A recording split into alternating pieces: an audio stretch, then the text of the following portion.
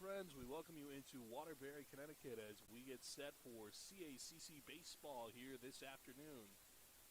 Anthony Altamirano here with you as we get ready for Post and Georgian Court. For the Eagles, today presents an opportunity to keep momentum rolling during an important stretch of conference play. Post enters having won 8 of its last 10 games and currently sits in sole possession of 4th place in the conference. It's been a balanced effort with consistent pitching, solid defense, and an offense that continues to create pressure with disciplined at-bats. Georgian Court, meanwhile, continues to search for consistency, particularly in conference play.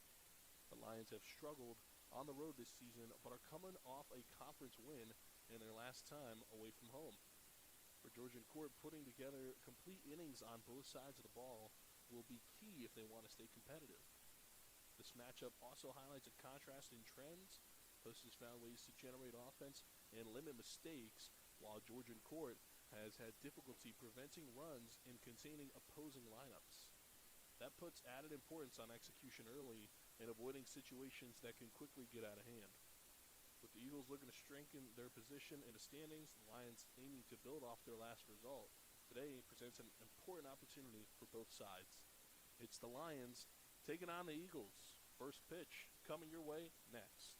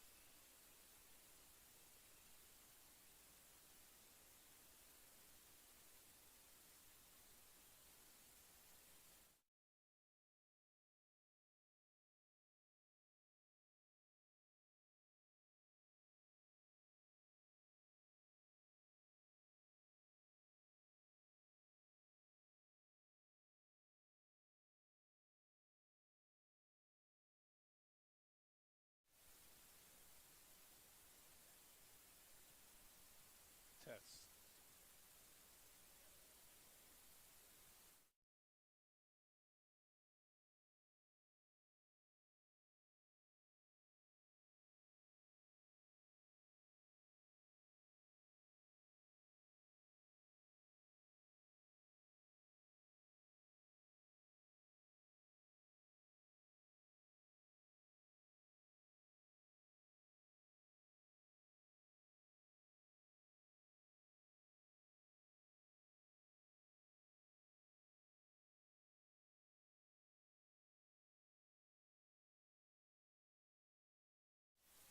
All right, we're back here at Municipal Stadium in Waterbury as we get set for the first pitch of the ball game here.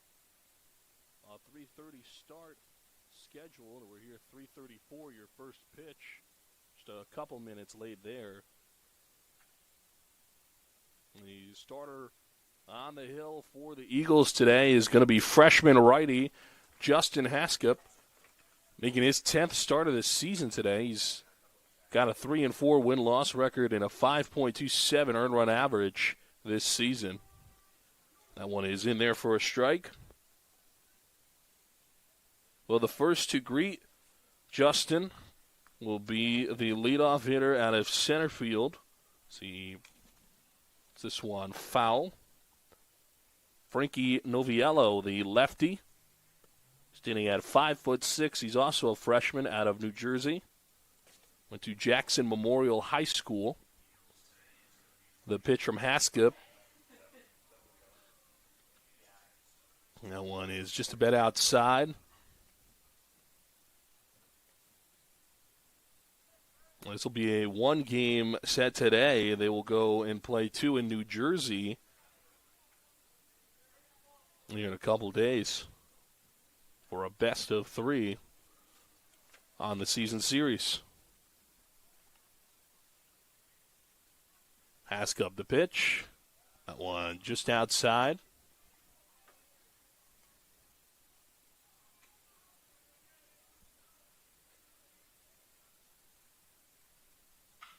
This one is in a little swing to third. Toss to first is going to be in time for the out.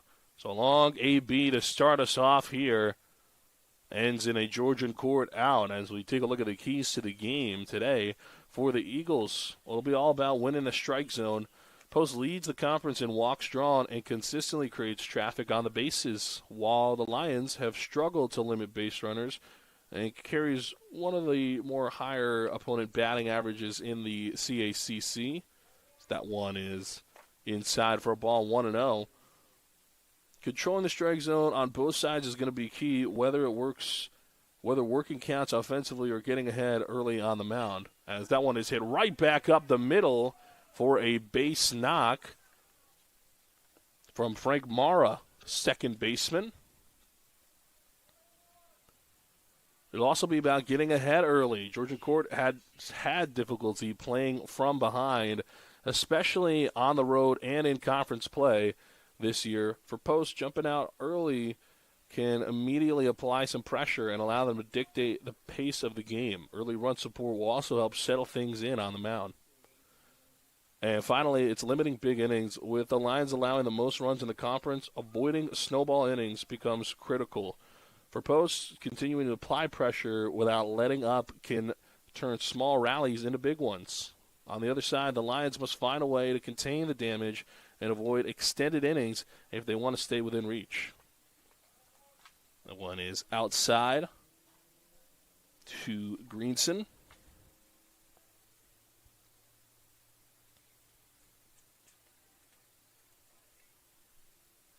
Jack Greenspan is a outfielder standing at 6'1". He's a redshirt junior.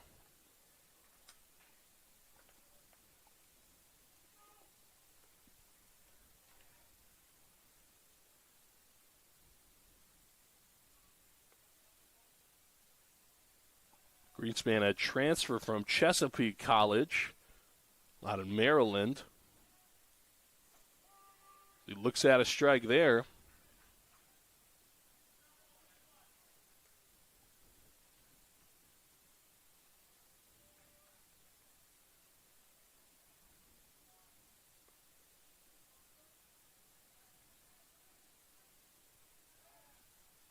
Checks on the runner at first. It gets by.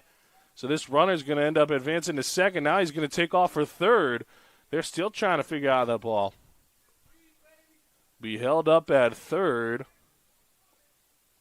That will likely be ruled an error.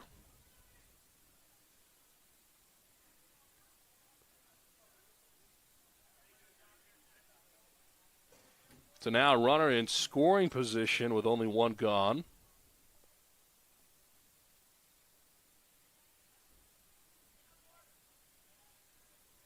The 2-2.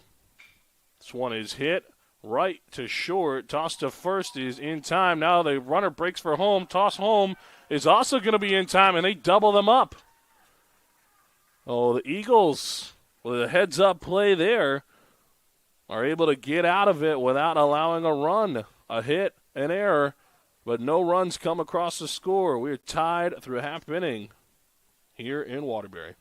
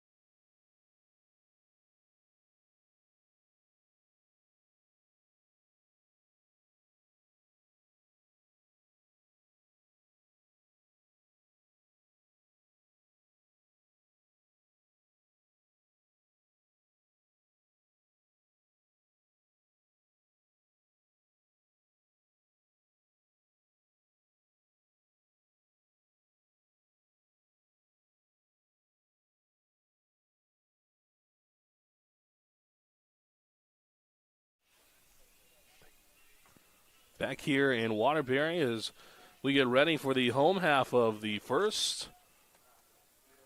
And we get to see the Eagles the first time today from the plate. They looks at a strike there. It'll be Gil Dolan leading it off for Post. The second baseman plays regularly out of the leadoff spot this season.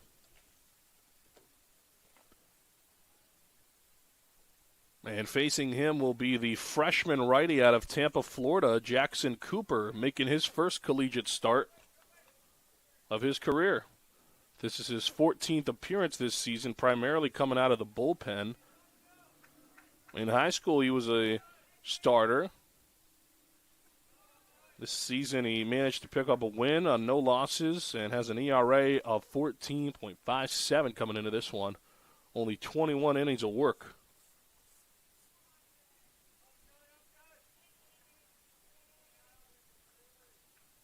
A pitch to Dolan. One is a little up. Will be a ball.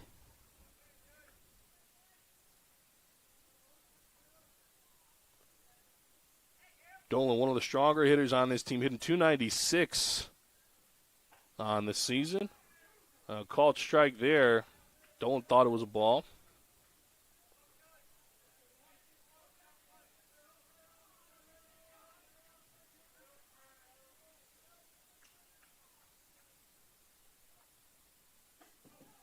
That one is outside and low. Be ball four, so the first walk of the game surrendered by Cooper. Well, that'll bring up the left fielder, Joey Cohen. And we would look at the rest of the batting order for the Eagles. It'll be Manny Contreras batting third in the cleanup spot, Matt DeFrancesco, followed by Andrew Hartman, Evan Cornwell, Jesse Alfala, Hunter Keller, and rounding out that Eagles lineup will be Kevin Diaz. So Cohen at the plate, .305 average on the year. He's got 16 RBIs. Checks on Dolan, and that one gets past. That's going to be an error for the pitcher. And Dolan makes his way to third. We saw this exact scenario in the top of this inning.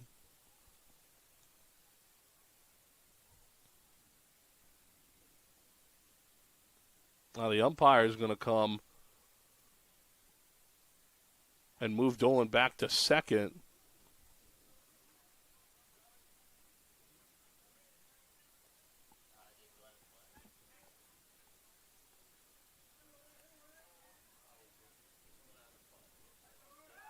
Now they'll check on Dolan over there. He is in scoring position. Ball did go out, so moved him back. But he was over at third, but stayed in the park. He'd be sitting just 90 feet from home. Ooh, that one inside, and it hits him on the helmet, actually. So Cohen gets plunked, so he'll make his way to first on the hit by pitch. Well, that'll bring up Manny Contreras.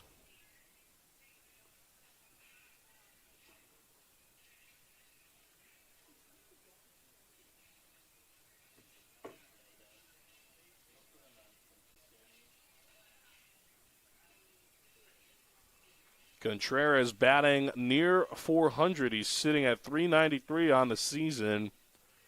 And he's got 37 RBIs and 6 home runs.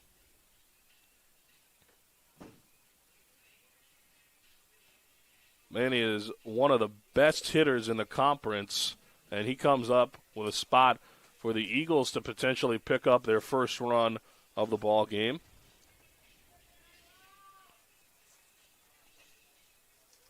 Manny's got the 7th best batting average in the CACC this season. And he also has the most doubles. He's got 15 doubles on the year. It's the most in the conference. But a double here would bring in both runners. Checks on Dolan over at second. Nothing going on.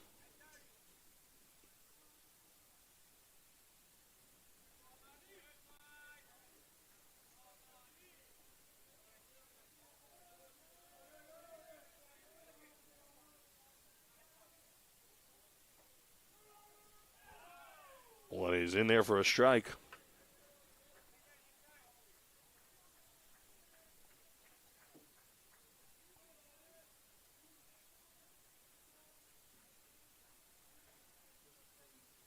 Dolan leads off second. The pitch to Contreras. That one is just out. Make it 1-1 now, the count to him.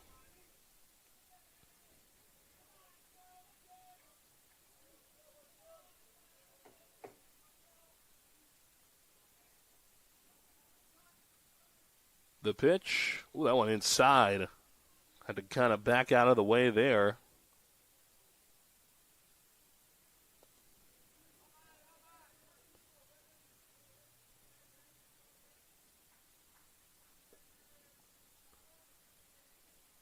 Cooper sets the pitch. Swung on and miss. That's the second strike in the AB now. 2-2.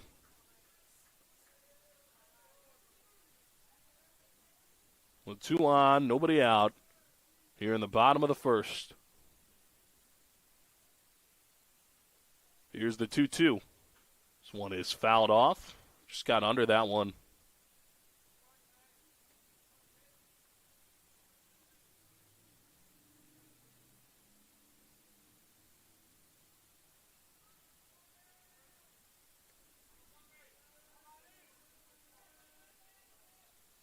The 2-2. Check swing there inside. That one up and near the hands on the bat there. Ends up fouling it off.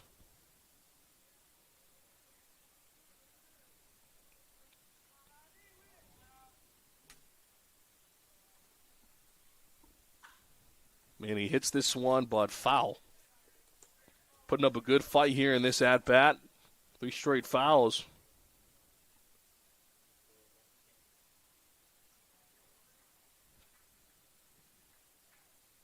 Contreras takes a moment, gets set.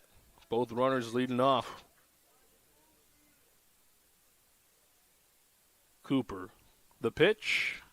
This one is fouled again, so Contreras staying alive here. Just has to work out getting that timing all right and hitting the barrel right on the bat of the baseball.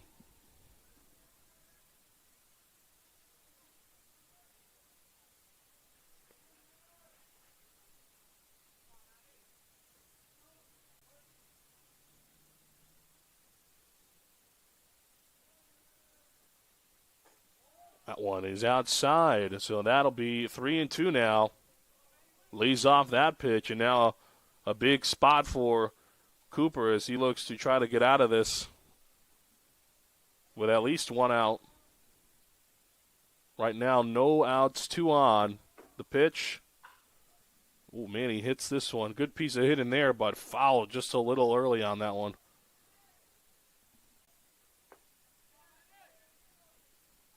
And that would have been a real good piece of hitting if he had laid off for another half second or so. Just too early on it, ends up pulling it far left. Cooper sets, checks Dolan over at second. The pitch. Oh, that one inside, but hey, he's going to call him out. So Cooper able to get out of it. Picks up his first out. So now 2 on, 1 gone here. That'll bring up Max DiFrancesco.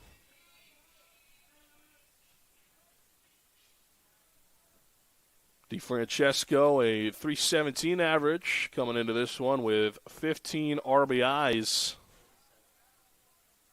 So he looks at a strike there. It'll be 0-1 quickly to him.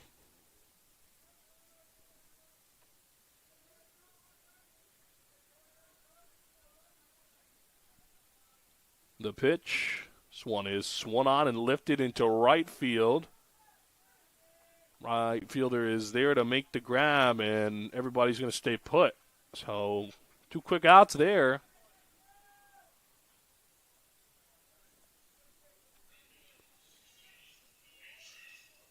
Nice play there from Guzman.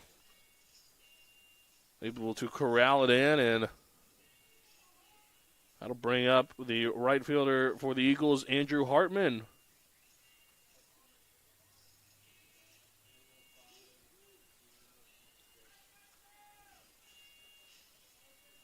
Hartman, a 326 average and 37 RBIs on the year.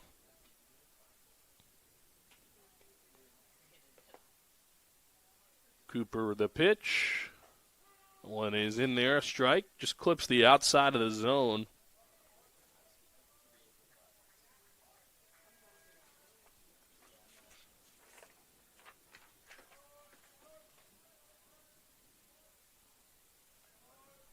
Hartman, a graduate outfielder from Bethlehem, Connecticut. Set a ball there, 1-1.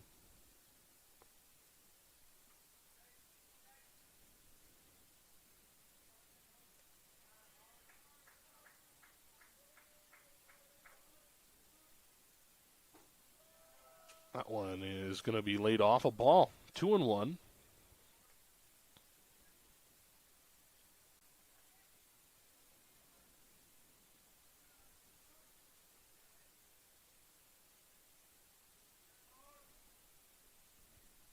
The 2-1 from Cooper. It'll be 3-1 now.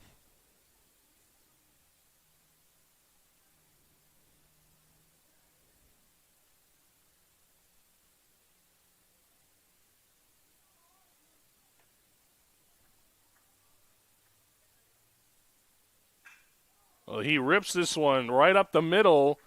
That's going to score at least a run. Throw from the center fielder in is a little off target. Oh, and now they're going to go and send the runner from third home. So he'll bring in 2 runs. That'll be a double, and he'll advance to third on the same play. As the Eagles get their scoring started off. 2 RBIs there from Hartman. That'll bring up Evan Cornwell.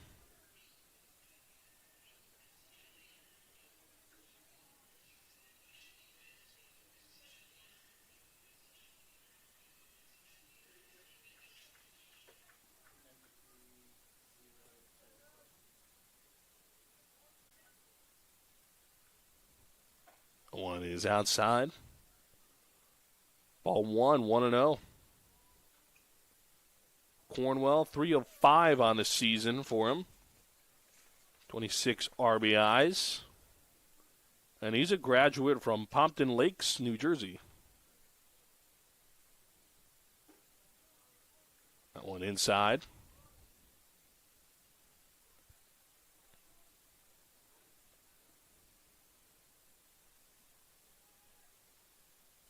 So 1 on, 2 out here in the home half of the first. That one is in there for a strike. 2-1 now.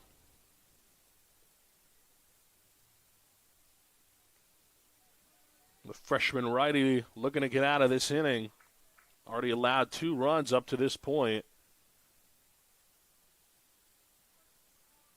Checks over at third, the pitch. That one outside. 3-1.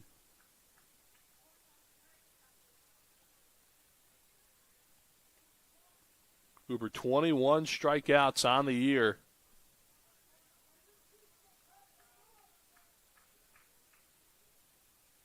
That one is fouled off. Make a full count now, 3-2.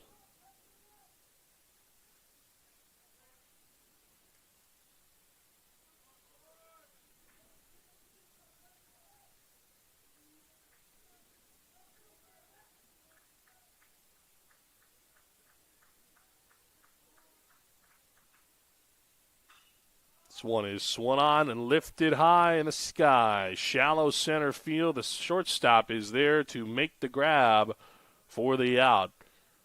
But not before the Eagles strike first. 2 runs on a hit as well as an error from the Lions. 2-0, they lead it. We've played 1. We head to the second.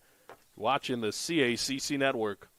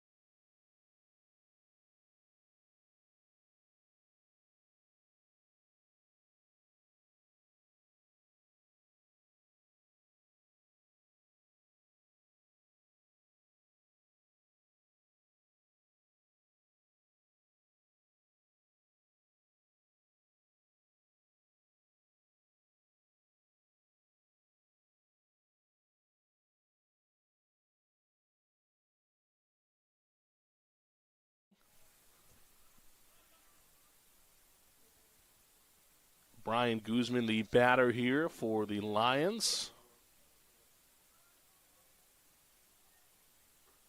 That one is upstairs for a ball.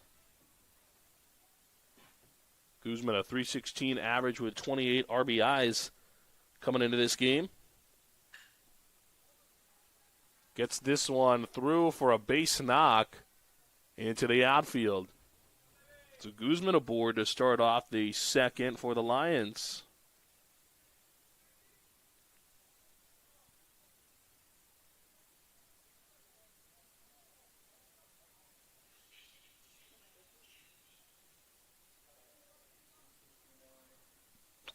I'll bring up J.R. Osmond.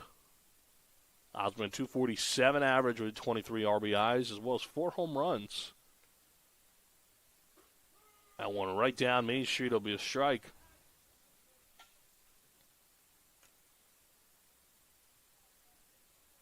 Haskell making his 10th start of the season today. He's had quality starts in 4 of his last 5 starts. One is low for a ball. Haskell also has only allowed 8 earned runs in his last 5 starts combined. So a pretty good mark there. He's having success as of late.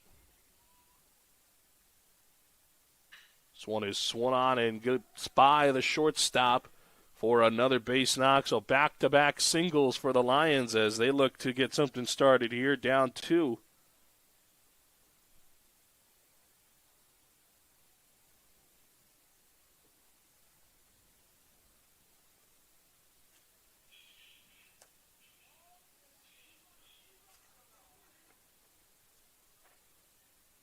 That'll bring up Zinni Kamahu, the senior first baseman out of Woodbridge, Virginia.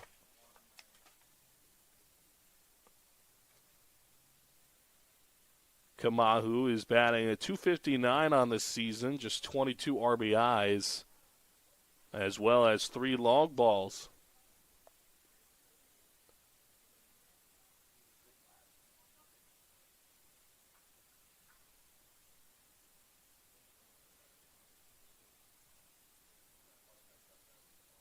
Swung on and missed for a strike there.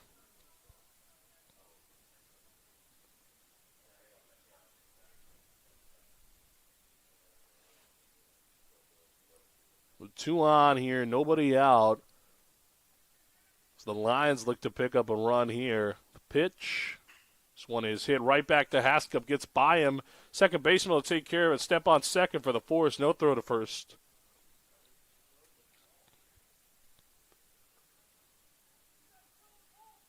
So, runners on the corners now.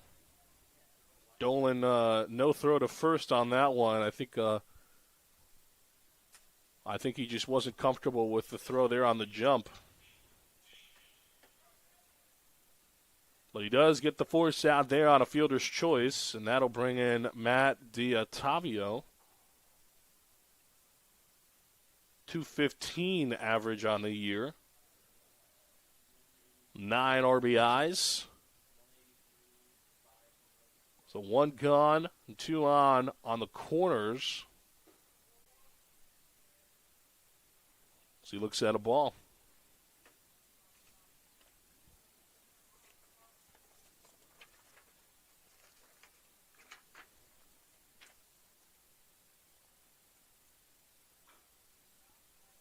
D'Ottavio fouls that one off.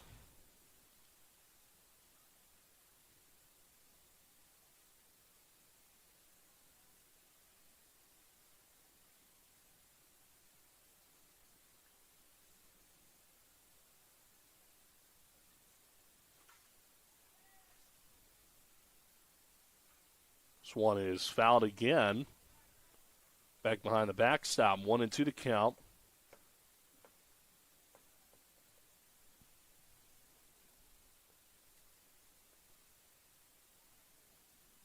Haskell getting set. The pitch. A low curveball there. Ends up going a little bit outside for a ball.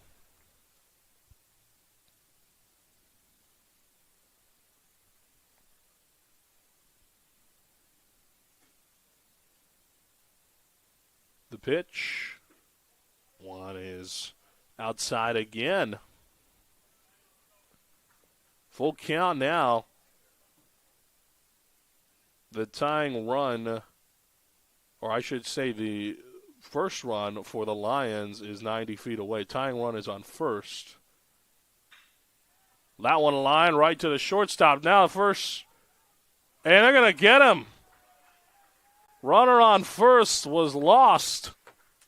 And a nice play there from the shortstop, Evan Cornwell, able to get him out. So Haskell and the Eagles get out of it. No runs come across the score. They lead it 2-0.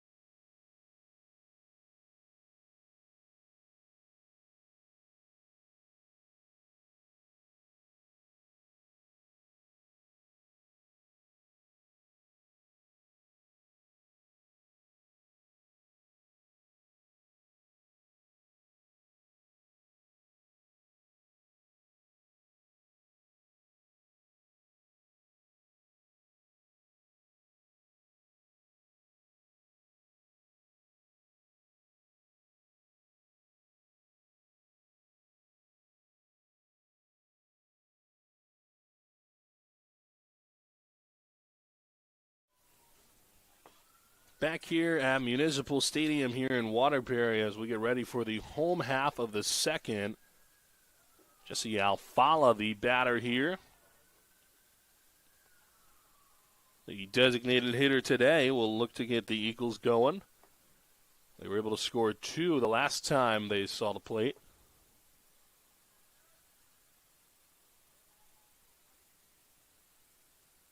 This one is fouled off. Cooper still out there on the hill for Georgian Court. He tossed 31 pitches in the first inning.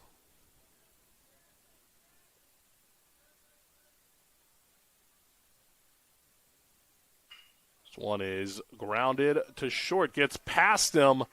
So Alfala's aboard with a base knock.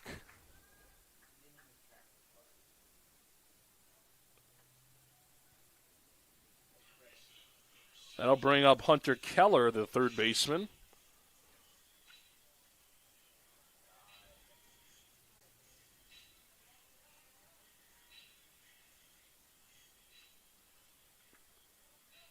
Keller, a .313 average on the year, 28 RBIs. Cooper checks over at first, nothing going on.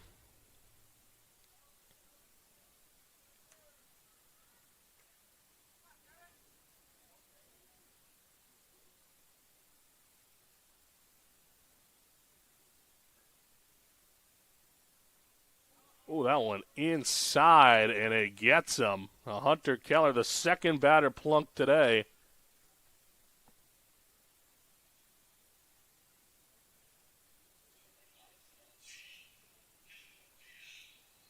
That'll bring up Kevin Diaz.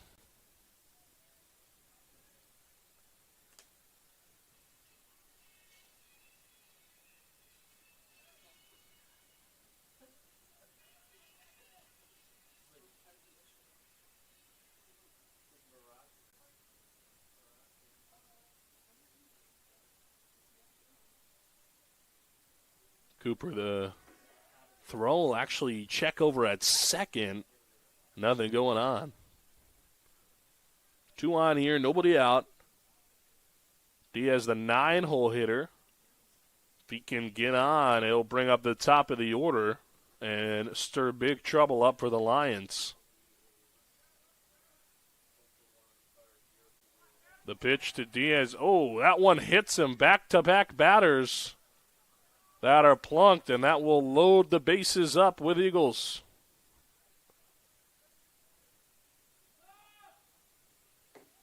And a good spot here for them as that brings up the top of the order. Ian Gill Dolan. Dolan walked his last time up and then later scored.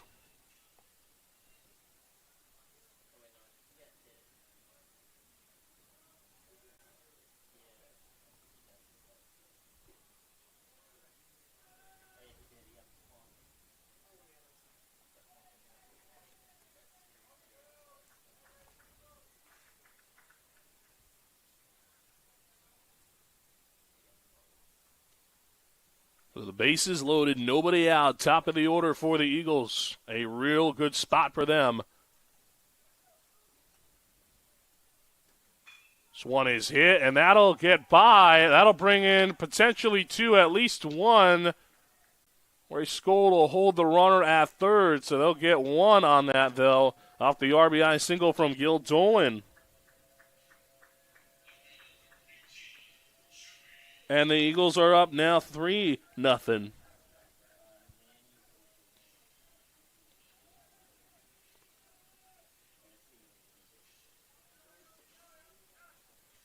Joey Cohen, the batter now.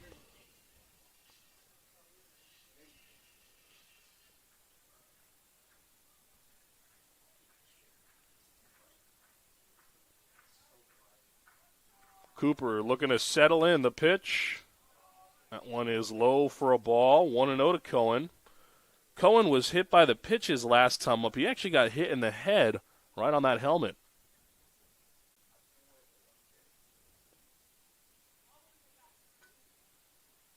The pitch fouls it off. 1-1 the count now to Cohen.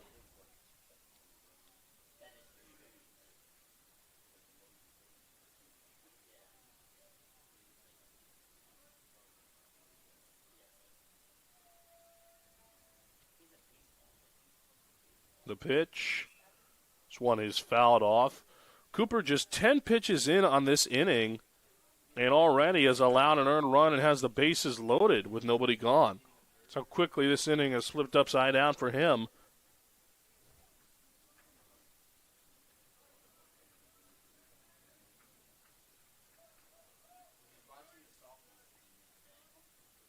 The pitch. This one is grounded, gets past the second baseman. This is going to score a couple. 1 run comes in, now here comes 2. Skold puts up the stop sign at third, and it's a 2 RBI double for Joey Cohen.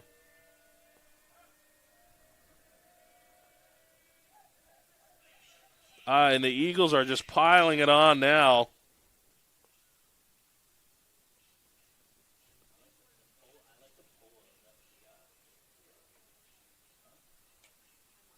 And the catcher will come out to talk to his battery mate.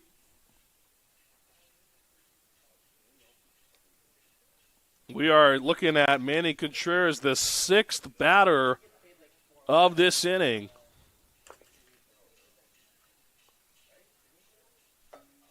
Contreras is 0 for 1 today. He struck out in the first inning. He comes into this ball game 393 on the season with 37 RBIs. One of the CACC's strongest hitters.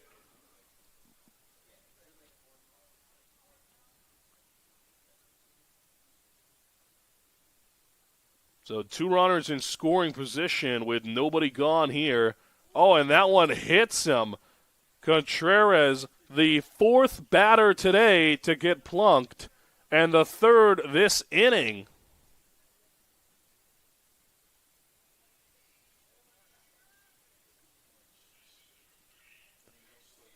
Max DiFrancesco, the batter now, after the hit by pitch. Oh, and we're going to have a mound visit. I wouldn't be shocked if Georgian Court tries to make a change here.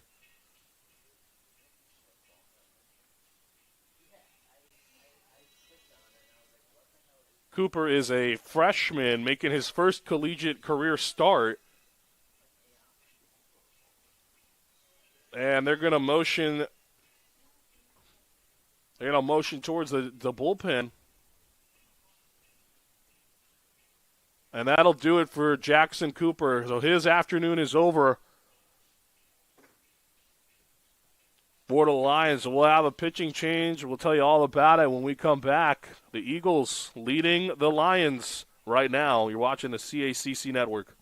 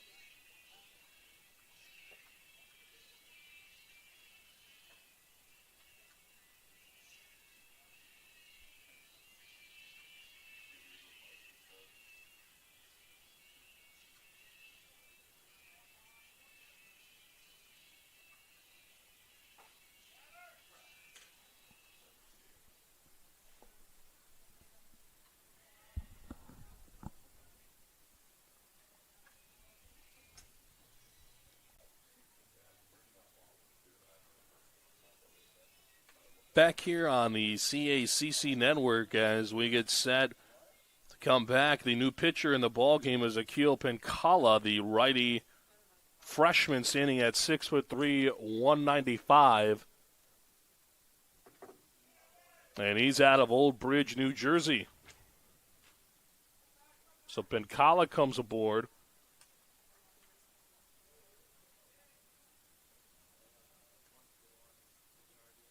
One is outside. Max DiFrancesco, the first batter to face him. Cooper's final line, 1.1 innings of work, allowed 5 runs on 3 hits, only 1 struck out batter, and 1 walk allowed. Many players were hit. That one is inside, gets past. That's going to score a run off the wild pitch.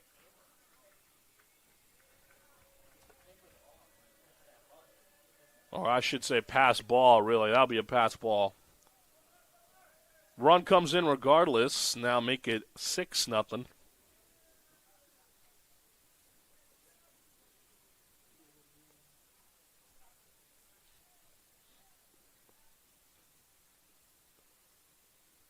Pencala the pitch. That one is in there. Clips the outside of the zone. 3-1.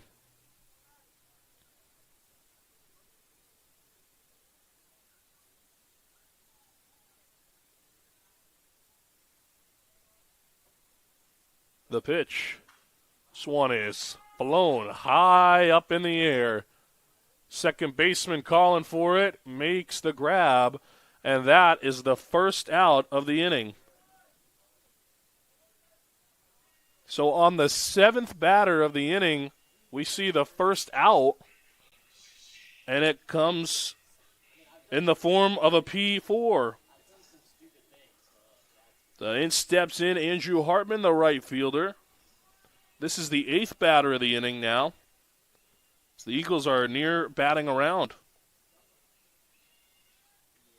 Hartman singled in his last AB. That one outside to him, 1-0.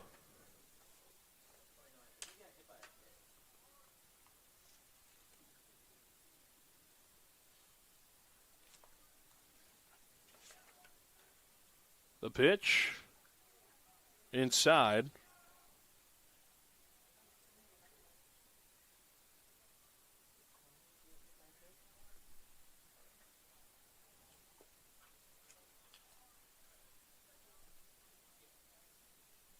This one is going to be out. Oh, no, he's going to call it. Clips the zone. 2-1 now. Hartman 1 for 1 with an RBI. Pitch to him. With that one outside. I'll make it 3-1.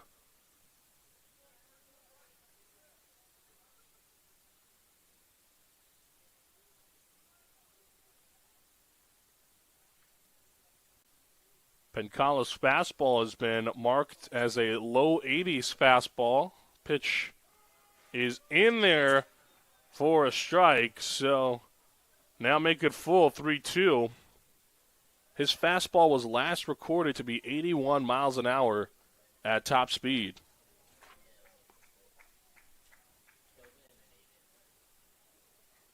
The pitch from Pencala. This one is fouled off. Hartman stays alive there. And awaiting on deck is Evan Cornwell. Cornwell, the 9th batter of the inning. If he can make it aboard here. The pitch. This one again fouled off. He chased an outside pitch there. Hartman staying alive here.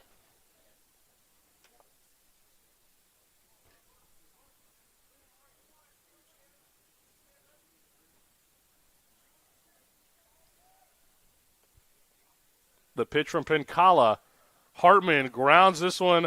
Oh, and that one gets past the first baseman who jumped, tried to go for it. Hartman Going to go towards second. He's going to be tagged out. Now the runner breaks for home, and he will score. So a couple runs come across to score off a single that he tried to stretch into a double.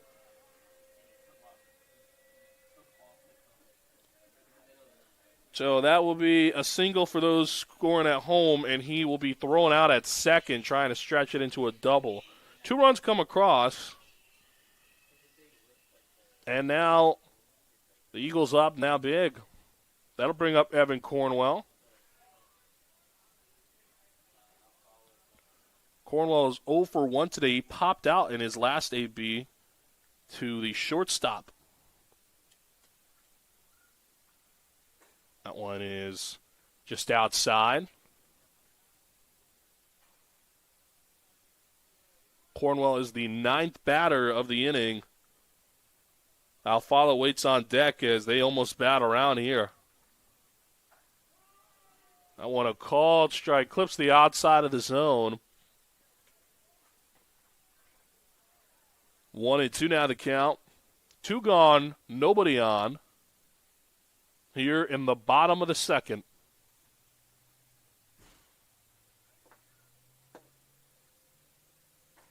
That one is outside, make it 2-2.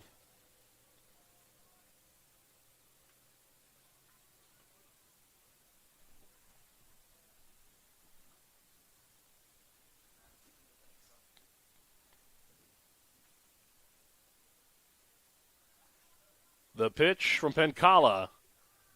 That one is going to be inside, make it full now. 3-2. And those dark clouds now finding their way towards Municipal slowly but surely. This one is going to be swung. He reaches for a pitch outside the zone, fouls it off. Still 3-2. Well, right now the blue skies are out, but there is a massive dark cloud, really bunches of them that are headed towards Municipal. So we'll see what happens with that as this one is fouled off again. Pencala and Cornwell going at it right now in this AB. Full count.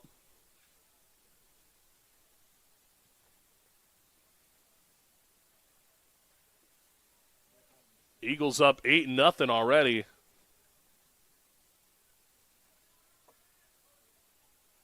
Pencala, the payoff pitch. That one is upstairs, ball 4. So he walks him. He had 2 strikes on him. So for the second time this inning, that'll bring up Jesse Alfala, as the Eagles have now batted around.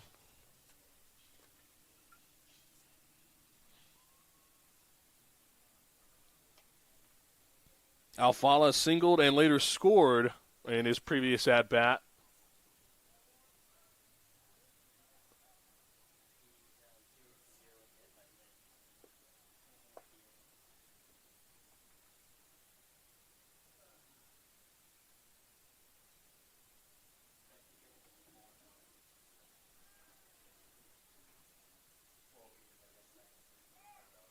Runner goes. Throw to second is not in time. Oh, man. 2-0 the count as the pitch was called a ball. Shortstop was not happy with that call. That puts a runner in scoring position now.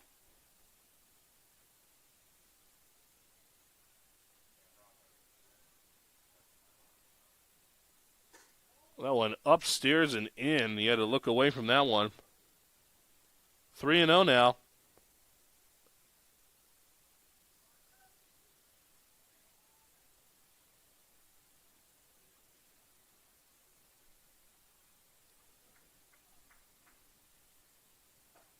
That one is in there for a strike. 3-1 now the count.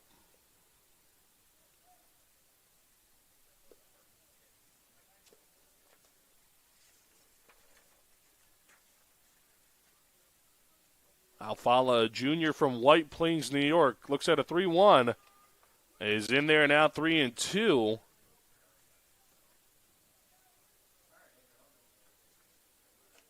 Alpala plays either of the middle infield positions at second or short. Today he's playing neither. He'll be a designated hitter for the Eagles. That one inside, ball 4.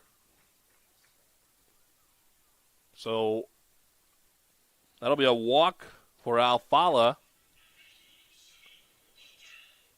And that'll bring up Hunter Keller for the second time this inning. He was hit by a pitch his last time up, and he later scored. That's the same story for Kevin Diaz as well. Hit by a pitch and later scored.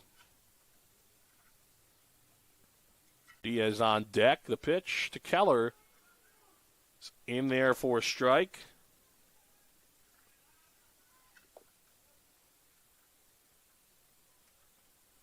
Two on, two gone here in the home half of the second. Eagles have already scored 6 this inning. So that one is in there for a strike. 0-2 down to Keller.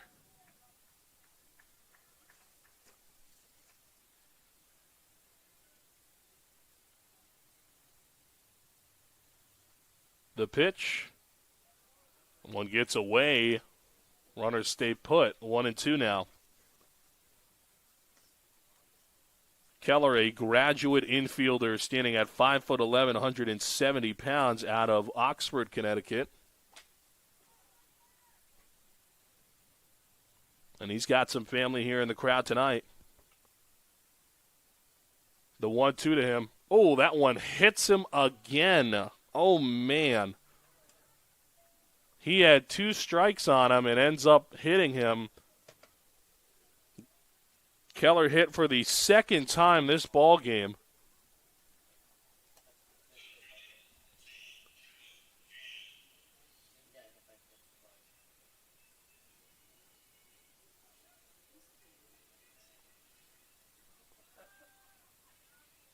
That'll bring up Kevin Diaz. He was also hit by a pitch and then later scored.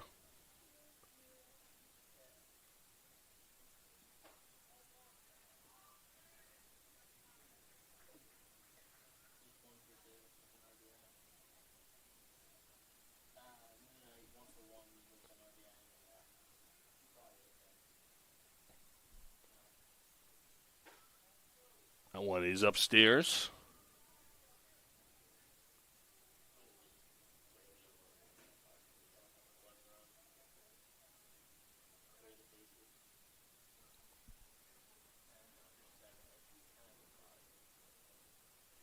This one is swung on, lifted into center field. On the run, the dive, can't make the play. That's going to score 3 runs. Here comes the third right now. A 3 RBI double for Kevin Diaz. He unloads the bases with 1 swing of the bat.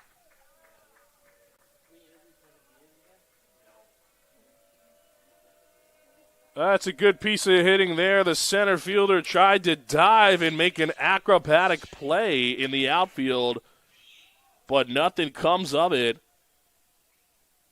for Frankie Noviello, the center fielder. Eagles on a 2-out rally right now as batter shows bunt. Third baseman fields it quickly, tossed to first. Is going to not be off target. Frankie Noviello, the center fielder. Eagles on a 2-out rally right now as batter shows bunt. Third baseman fields it quickly, tossed to first. Is going to not be off target.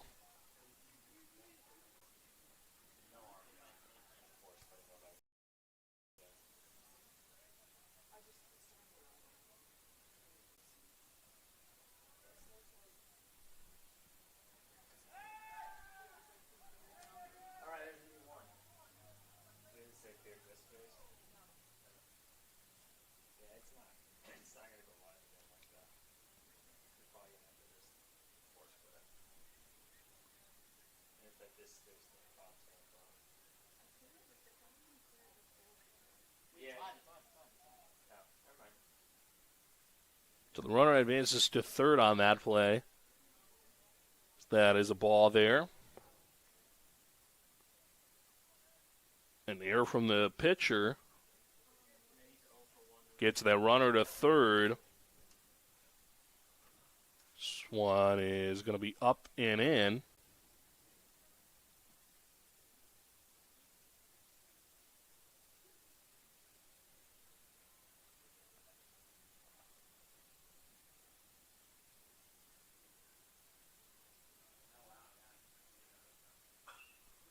This one is swung on and hit to left. Left fielder is not going to make it. They're going to call foul ball.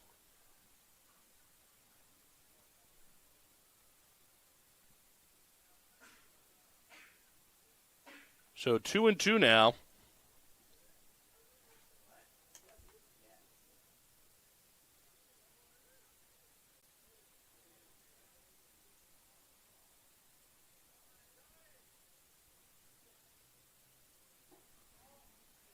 So ball there.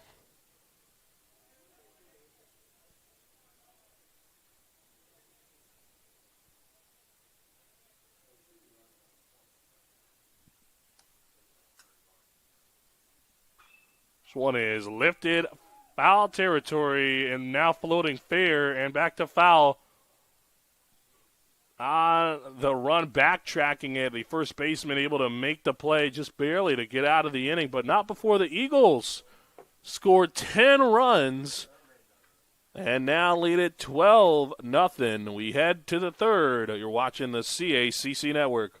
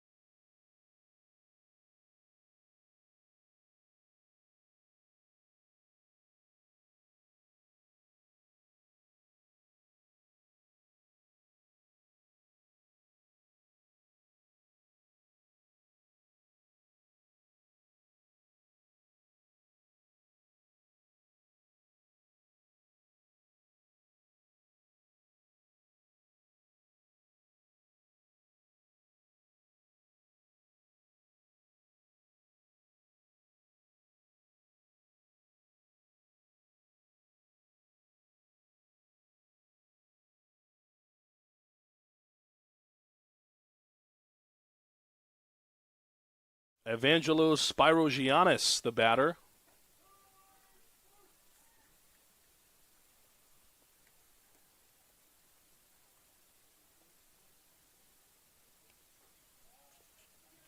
Well, I should say Spirogiannis.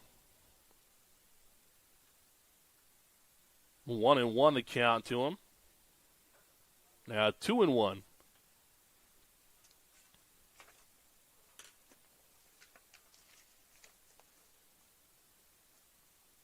Spirogiannis, a freshman out of Quebec, Canada. Grounds this one to short. Toss to first. Is going to be in time for the out.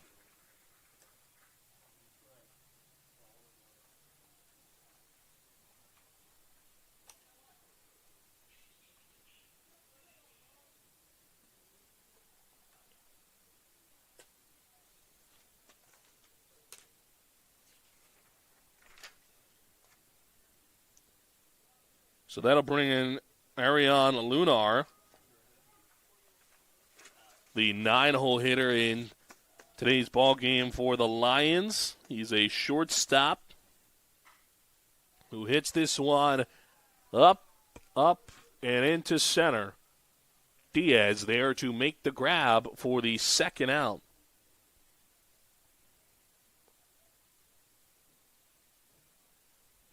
Quickly, 2 are gone here. And that'll bring up Frankie Noviello.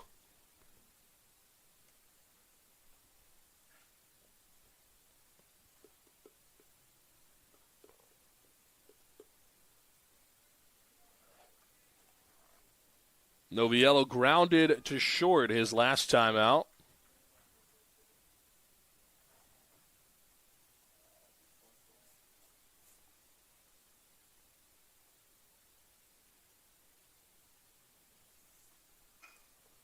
This one is grounded to short again.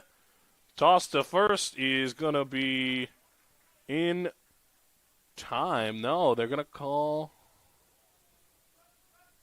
Yep, he's out.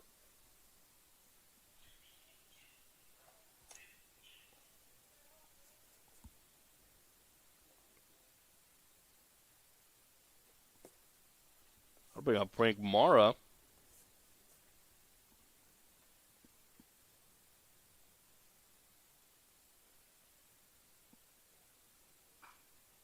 Mara swings and hits this one into left field, and it gets down. That'll bring in the first run of the ball game for the Lions.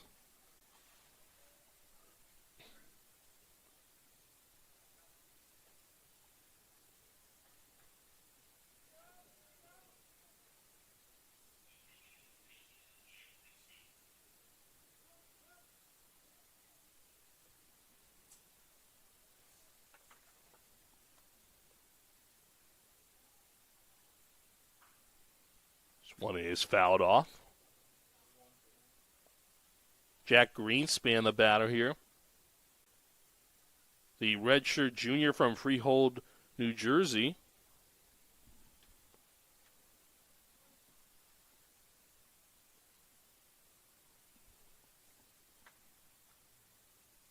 Swung on and missed for a strike.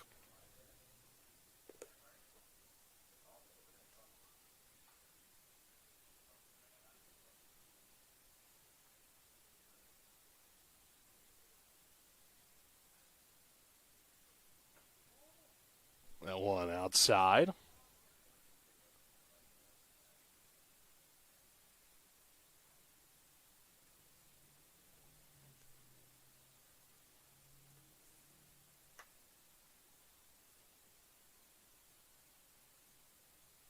Ooh, that one inside. They're going to say it hit him.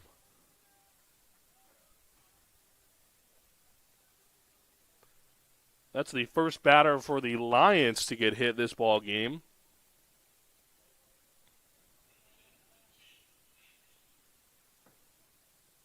That'll bring up Brian Kuzman.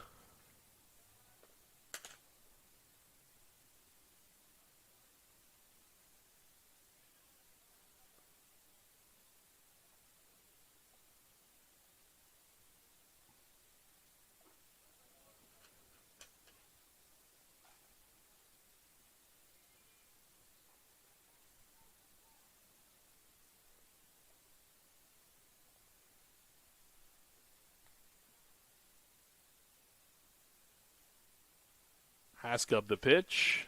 This one fouled off.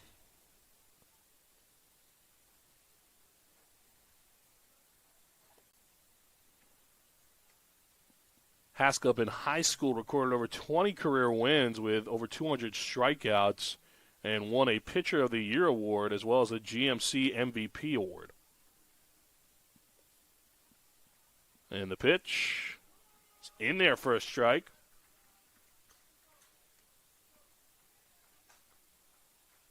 Haskell in high school had his fastball topped at 82 miles an hour.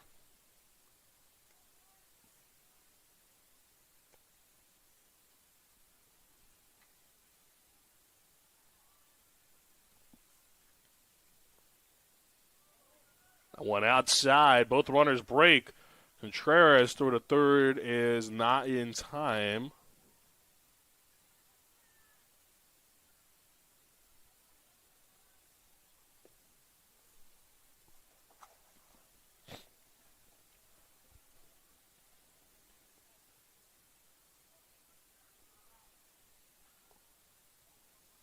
The 2-2.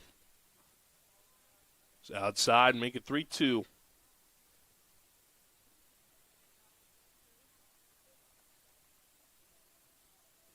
Guzman singled his last time up.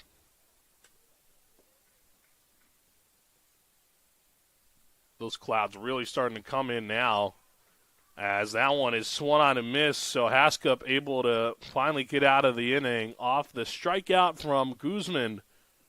Not before the Lions score their first run of the ball game. They trail it by 11. We head to the home half of the third.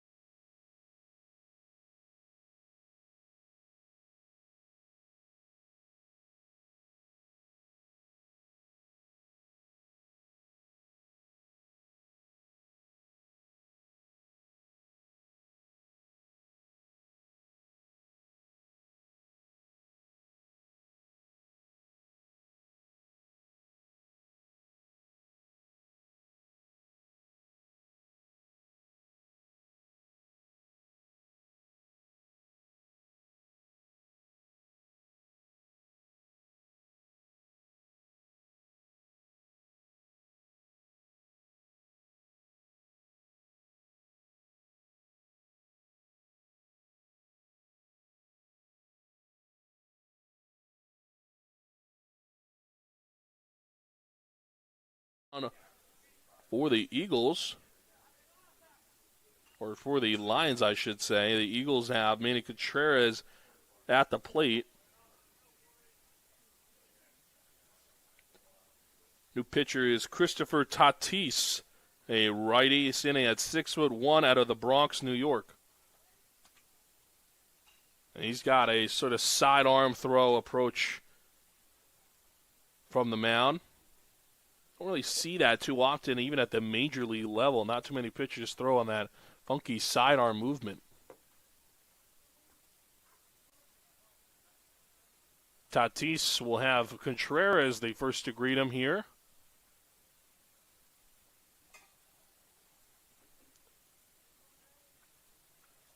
Contreras was hit by a pitch his last time up and struck out in his first AB.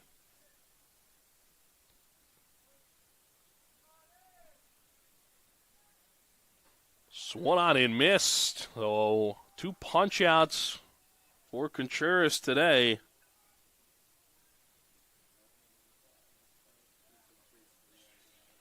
That'll bring up Max DeFrancesco. DeFrancesco has blown out and popped out today.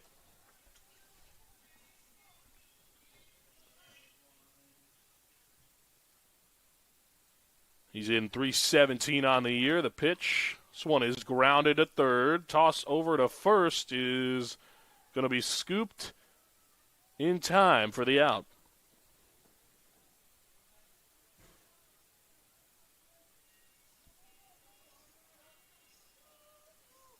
So that'll bring up Andrew Hartman.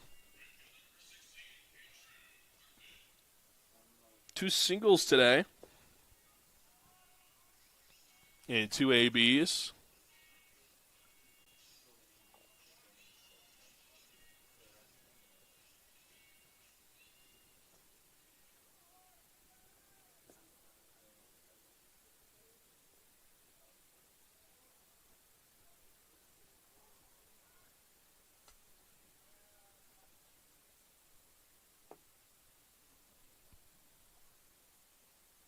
So 2 out, nobody on. The 1-0. One is in there for a strike.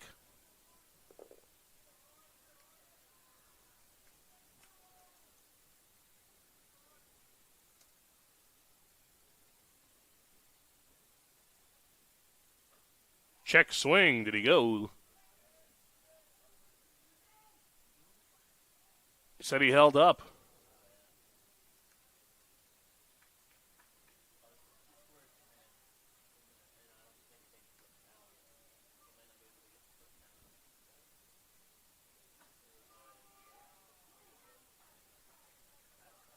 One is in there for a strike. 2-2.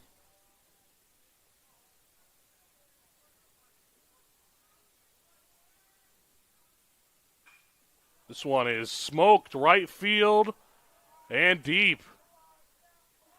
On the run and jump. Can't make it. He tried to leap for it. An acrobatic play, but it'll be a triple regardless for Hartman.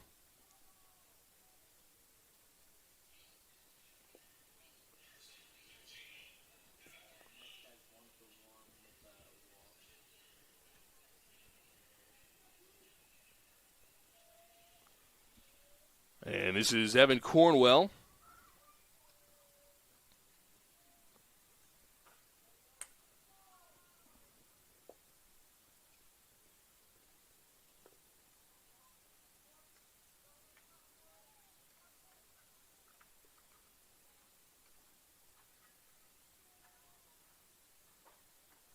That one is up and out.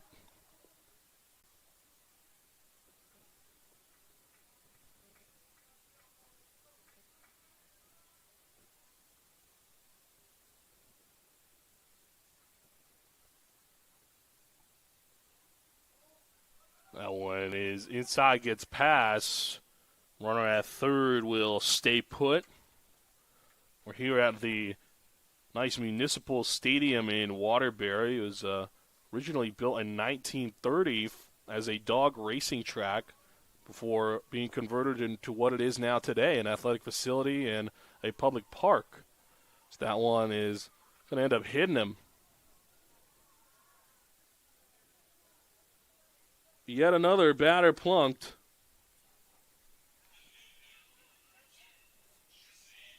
So that'll bring up Jesse Alfala.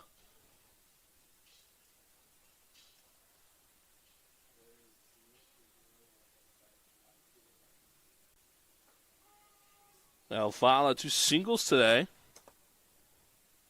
He batted twice in the last half inning for the Eagles on the offensive front.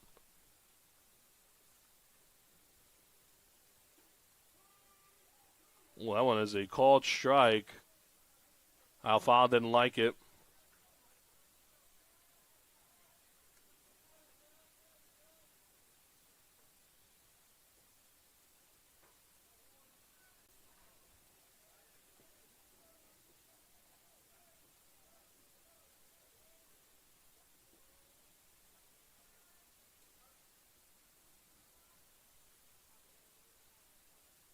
Runner goes. No throw there.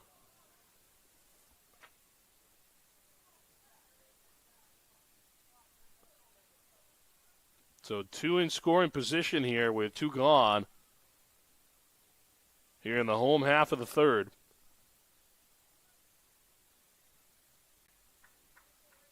Eagles have yet to score in this half inning. This is so far the first inning where they haven't scored. Scored 10 in the second and 2 in the first.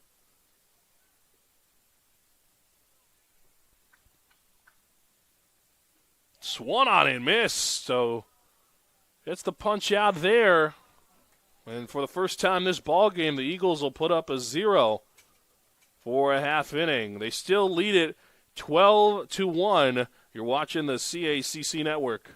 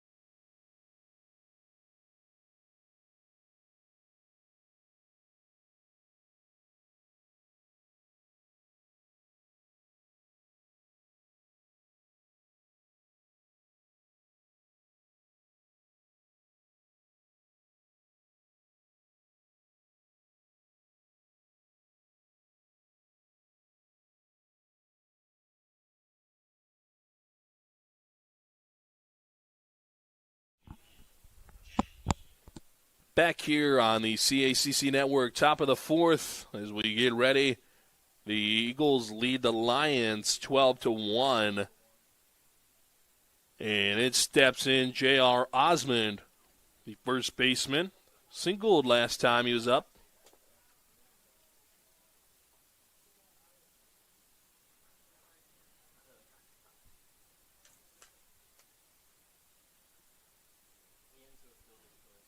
Oh, that one hits him, and that sounded like it hurt. I heard that all the way up here in the press box.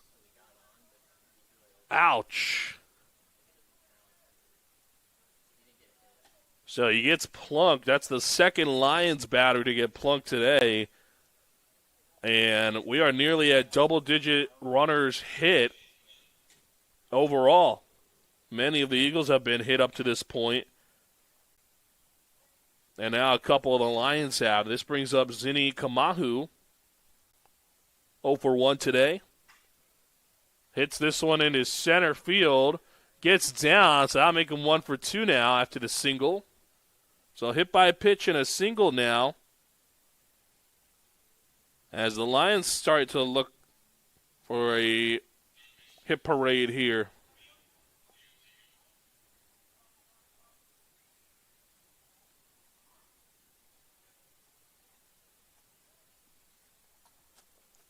Matt Diatavio.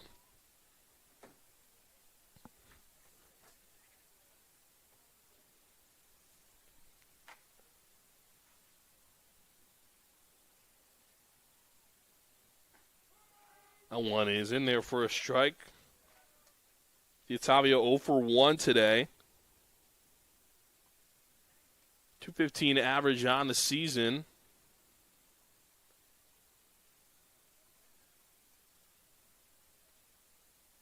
But 2 on, nobody gone here in the top of the fourth. The pitch, this one is ripped down the third base line.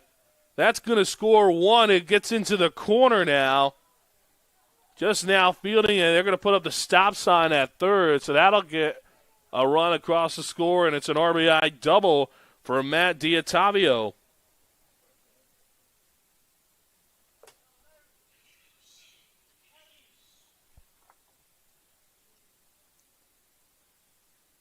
So that'll bring up Evangelos Spirogiannis. And it looks like we will have a pinch hitter for Spirogiannis. So hitting in Spirogiannis' place is Cody Lewis, the righty catcher, who hits it up the middle. Toss to first is going to be in time, but the run does come across the score. So good pinch hit there for the Lions.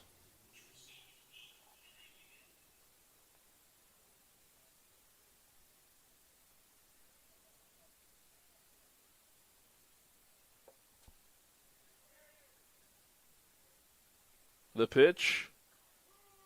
One is in there for a strike. And Lunar looks at the umpire and nods, says, okay. The 0-1. That one's in there for a strike. Quickly 0-2 now to Lunar. One gone here. And a runner on third. Little excuse me swing here. It's fouled off.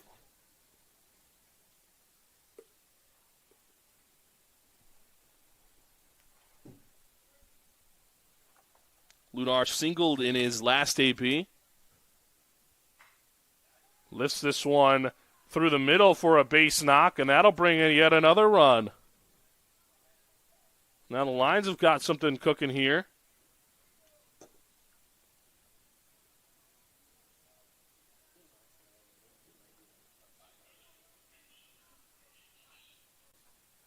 Frankie Noviello, the batter now.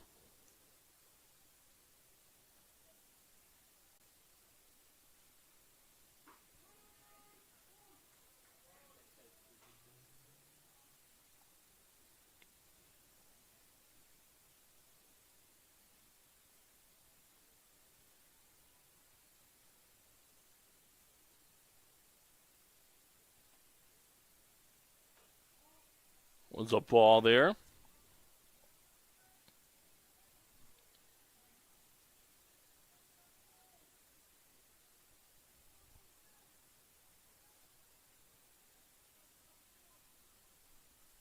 Runner leads off first. One gone here. The 1-1 shows bunt. Be 2 strikes now on him.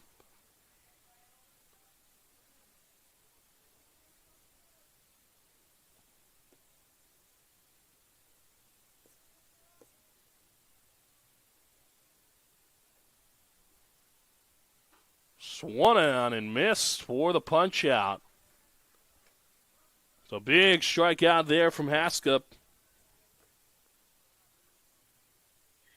Now 2 are gone here. That'll bring up Frank Mara.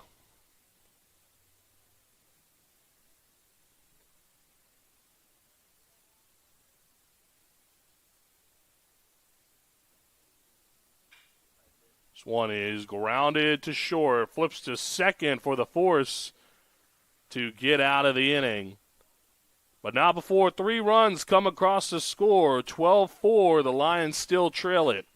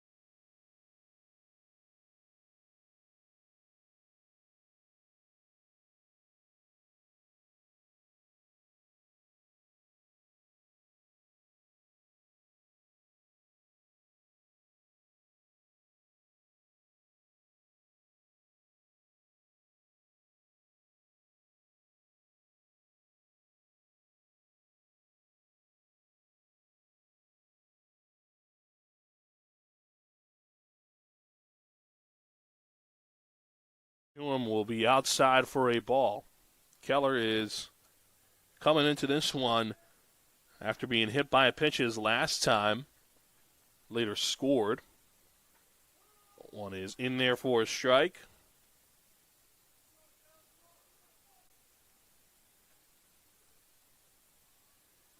He's been hit by a pitch twice today.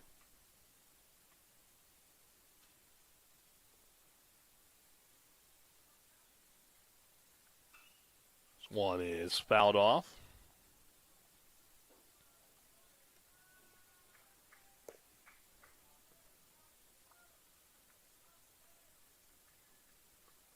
Christopher Tatis still out there on the hill for the Lions. This one is lifted into right field.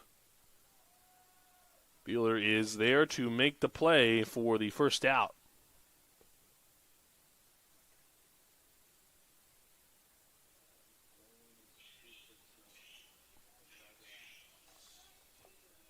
So that'll bring up Kevin Diaz.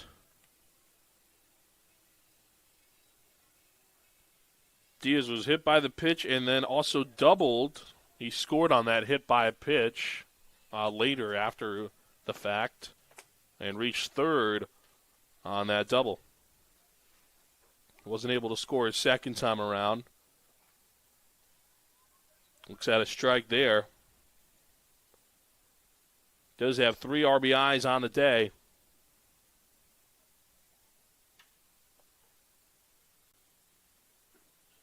That one is outside.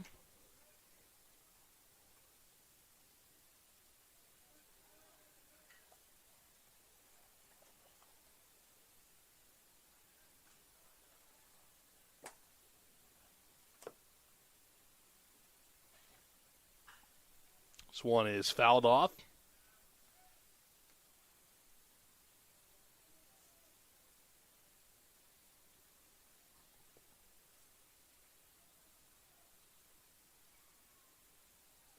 Well, Municipal, the home for the Eagles now, but back in its heyday, it was a Double-A Eastern League ballpark that hosted affiliates for the Giants and Indians and Pirates and Dodgers. As that one is caught for an out. So 2 gone now.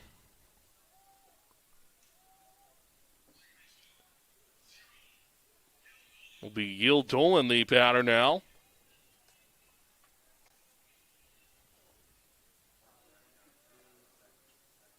Dolan has popped out, singled, and he was walked.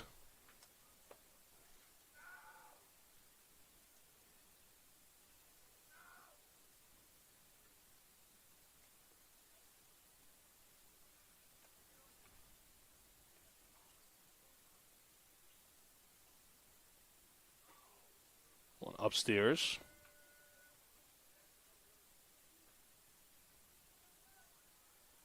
Two and 0.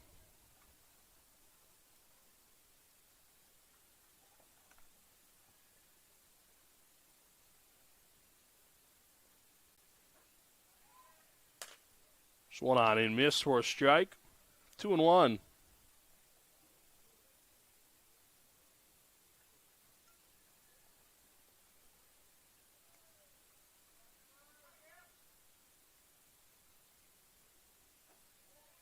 One just outside. Yeah, Municipal hosting Double-A baseball from 1966 to 86, so 20 years of Double-A baseball at this very ballpark. And then later it became the home of the Waterbury Spirit, Independent Northeast League. So this one is going to get by into the outfield for a base knock.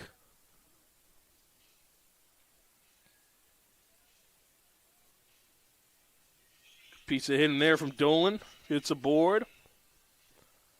Bring up Joey Cohen.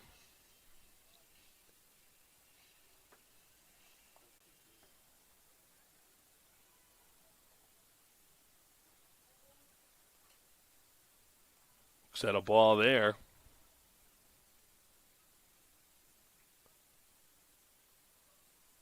The Spirit were the team that called this place home. Only 3 years, though, 97 to 2000, as the runner will go. Pitch is called.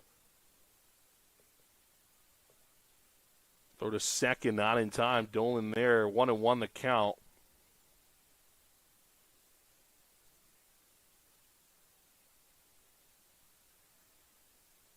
Runner in scoring position now with 2 gone. That one is in there for a strike.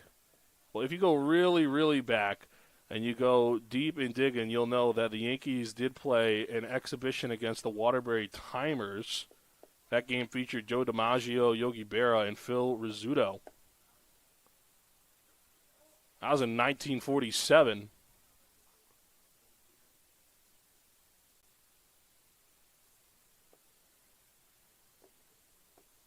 This was also a place where stars like Alex Rodriguez and Ken Griffey Jr. found themselves in their younger teenage years. As the strikeout is called for the third out. So, Lions able to get out of it. The Eagles still up as we played 4. Head to the 5th.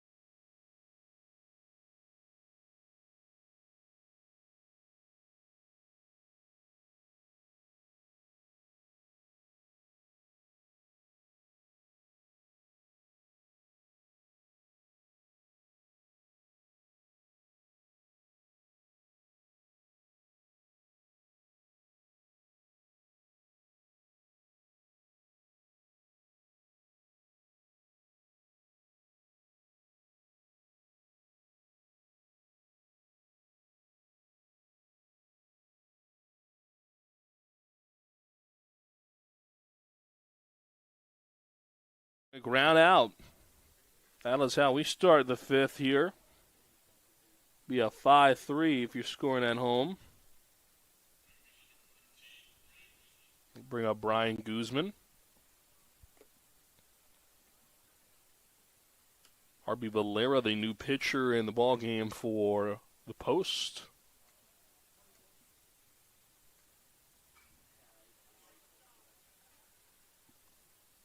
That one fouled away.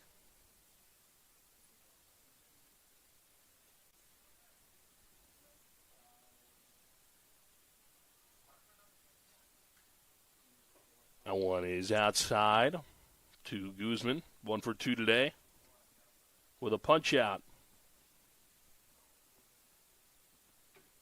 Valera at 10.87 earned run average and 27.1 innings of work this season entering today. Valera, a senior from Nizao, Dominican Republic. That one is fouled off.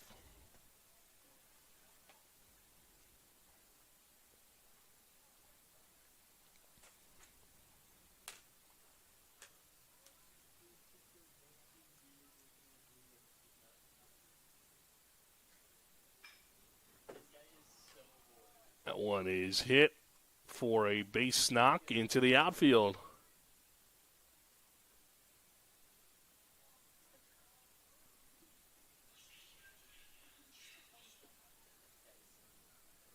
J.R. Osmond, the batter here.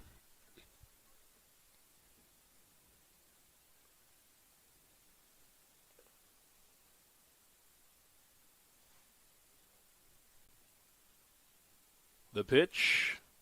That one is in there for a strike.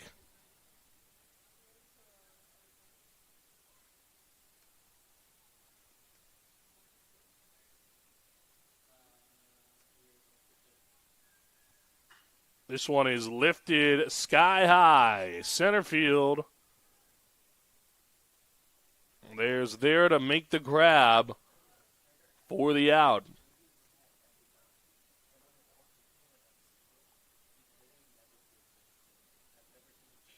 So I'll bring up Zinike Mahu.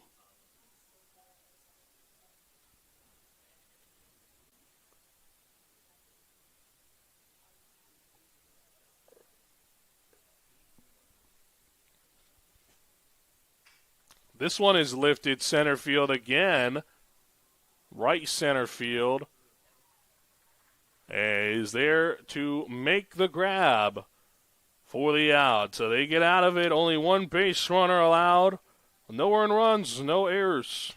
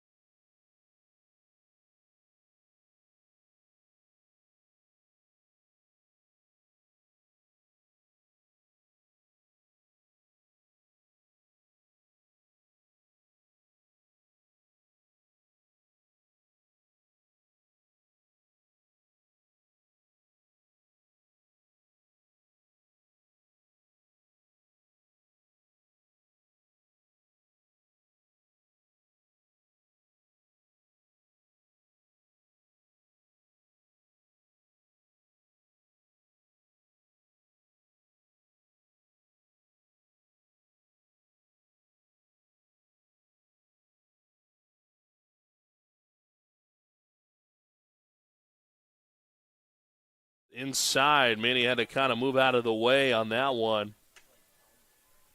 1-1 the count.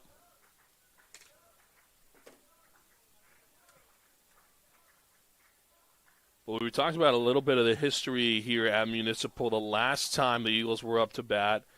And I was just telling you guys about how the Mickey Mantle World Series was held here from 1984 to 1991. And Ken Griffey Jr. and Alex Rodriguez both played at this very ballpark during those years. 15, 16 years old at the time. This stadium is super historic in the state of Connecticut, and it is one of the staples of the long tenured baseball history in the state. This was also the site of the NCAA Division I regionals from 1988 to 1990. It included the matchup between UConn and Georgia, the national champion, as Contreras draws a walk, gets on base for the first time this ball game.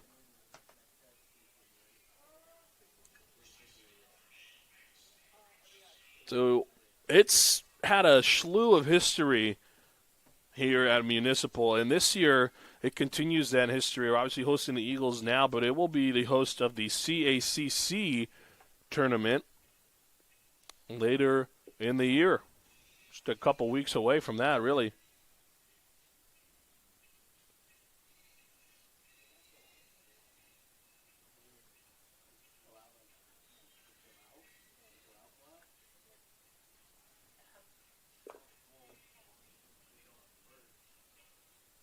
And just a visit there. The stadium underwent big renovations in the early 2010s. 2011 to 2013, it went major restoration, including the grandstand here. And they installed new ticket booths and offices.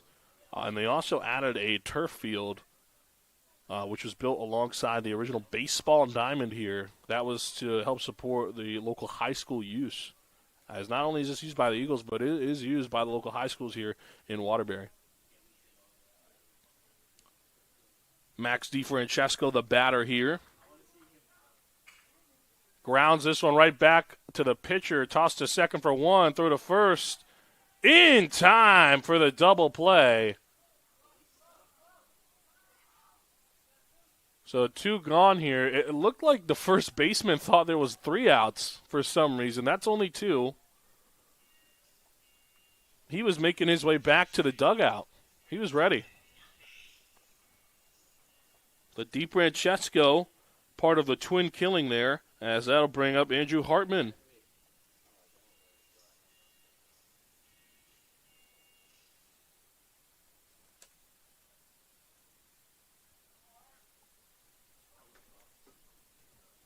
That one outside for a ball, 1-0.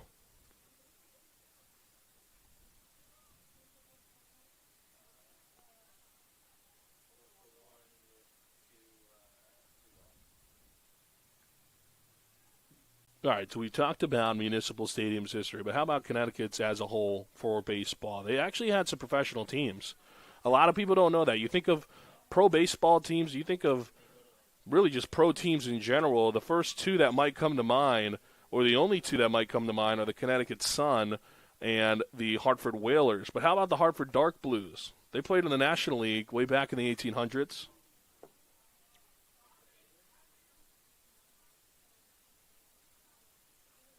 And they were part of a few teams. Of course, now we've had, in more recent history, we've had minor league teams. Of course, now the Hartford Yard Goats, who are occupied in the brand-new Duncan Park.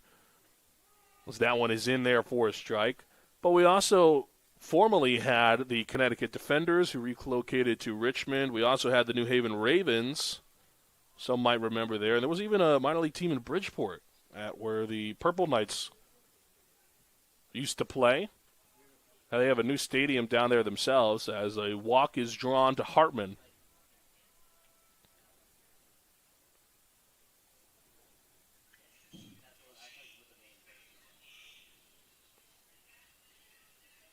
Evan Cornwell, the batter now.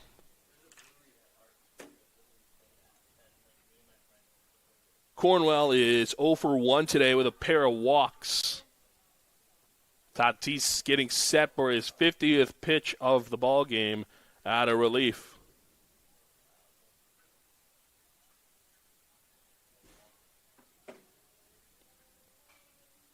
This one is sky high, back behind the backstop. Catcher looks, and it sails over the press box.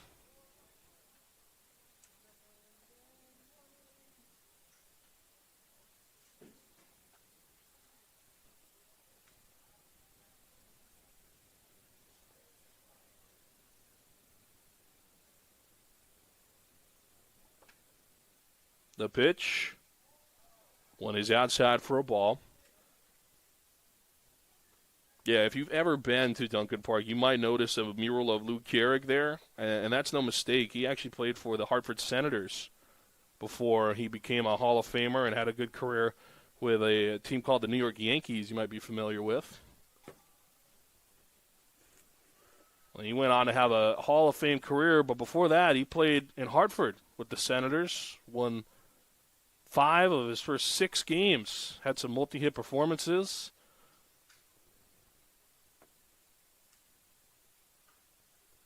That one is fouled off. Heck, even the great Babe Ruth played right in Bristol at the current home of the Bristol Blues over at Muzzy Field. Been tons of great ball players come through Connecticut. A lot of people just forego that history. There's actually a book about Muzzy Field as this one is hit into center field. That'll get down. Eagles have awoken their bats now. As the throw to second, try to get him, is not in time. So a double there. Runner from first moves to third. Now the Eagles are cooking something here. So Tatis is finding himself in some trouble. Jesse Alfala, the batter now, to the Cornwell double.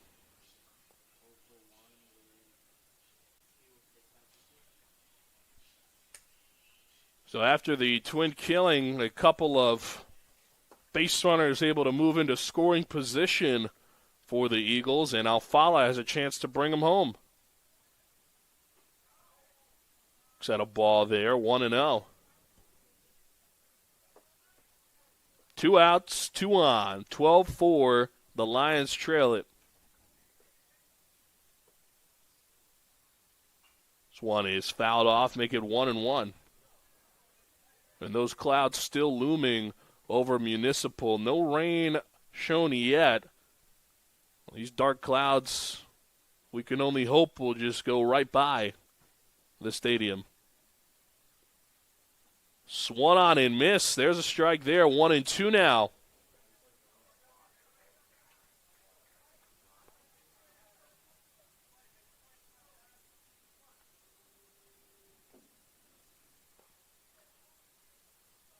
That one is going to be outside. A slider that goes way out. 2-2. Tatis and the Lions looking to get out of it.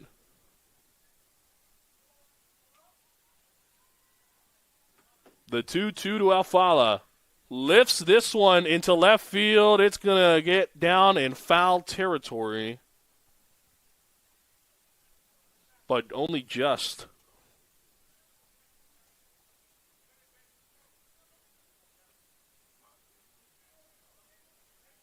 Well, that would have brought both home if it was even just a half second later, honestly.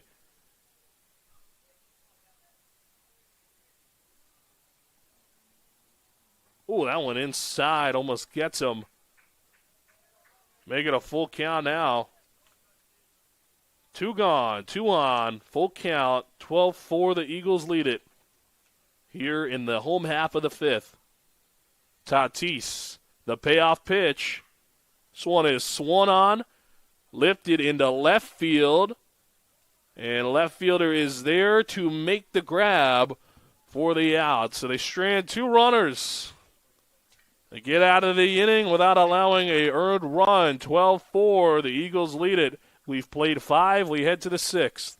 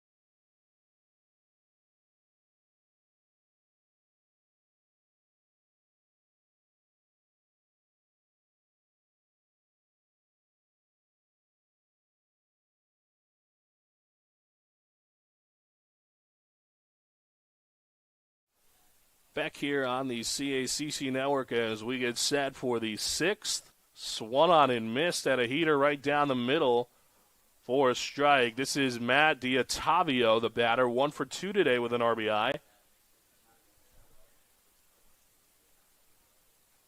The pitch, this one is lifted sky high.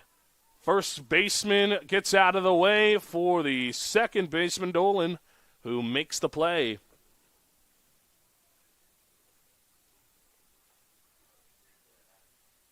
That'll bring up Cody Lewis. He came in as a pinch hitter his last time up.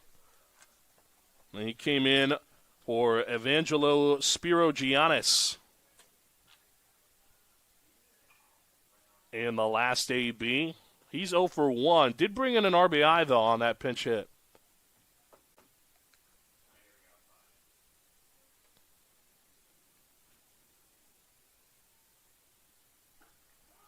That one's in there for a strike. Well, after a loud start to the first couple innings, Post and the Lions have sort of slowed down. The story of this game really is the second inning, as this one is grounded but foul. 10 runs came across the score. The Eagles haven't scored since then, but they haven't looked back either. 12-4, as they've held off the Lions, who tried a little bit in the fourth. They were able to bring in 3 runs. Brought one in the third. But it's been donuts ever since for both sides.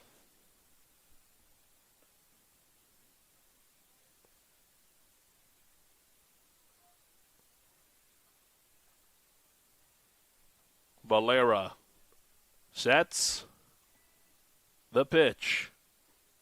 That one outside.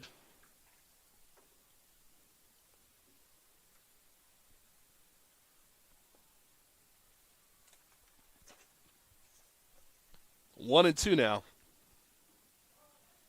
Now make it 2-2.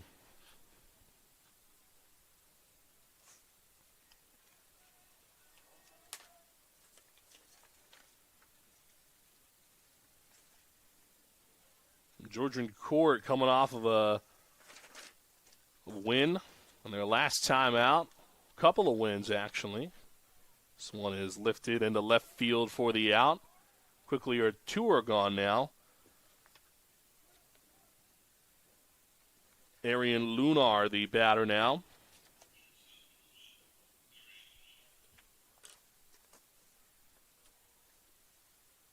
The Lions are just 1-12 in conference road games this season. They started 0-12, were able to pick up a win against Chestnut Hill. Game 2 of that 2-game set was canceled. That was April the 14th. That was their lone win on the road in conference play. One is outside for a ball. Taking a look at some of their team numbers, 257 average, 374 slug percentage, a 9.63 earned run average, and 306 times they were struck out as batters. Those are all the second worst in the conference, as this one is going to be there for Dolan to catch it on the pop out. 1, 2, 3, go the Lions. 0 runs on 0 hits and 0 errors. The Eagles lead it 12-4.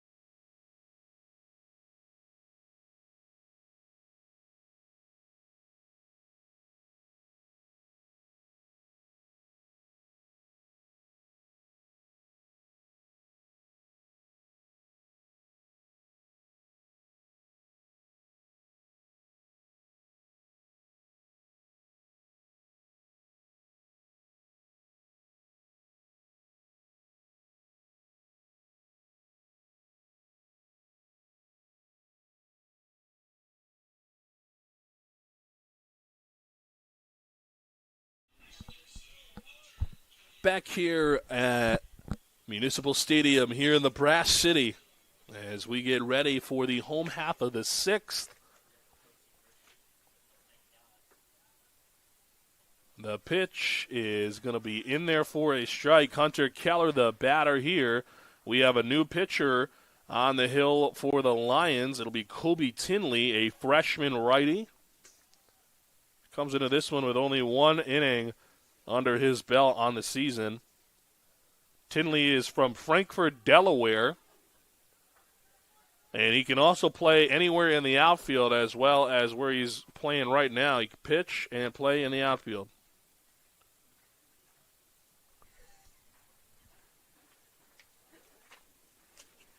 Tinley, the pitch, outside.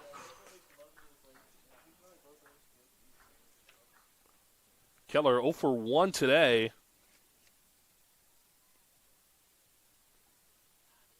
.313 average on the year with 28 RBIs and 1 long ball for him.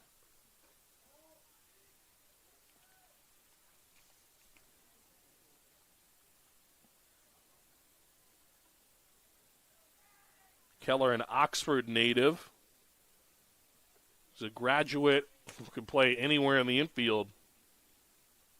Primarily a third baseman as this one is lined into left center for a base knock. So Keller aboard. As that sun comes and pokes out of the dark clouds.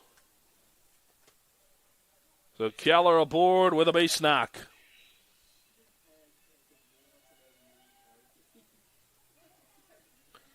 That'll bring up Kevin Diaz.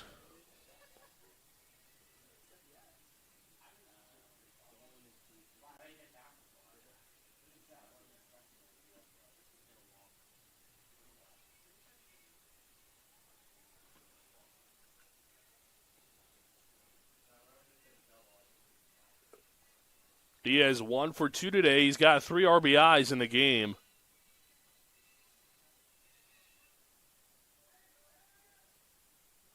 Hitting .258 entering today. No homers. They check on Keller at first. Nothing doing. 16 RBIs on the season coming into this one. Now that number has rose to 19 after today's performance. The pitch to Diaz. This one is swung on, lifted into left field, but foul and out of play.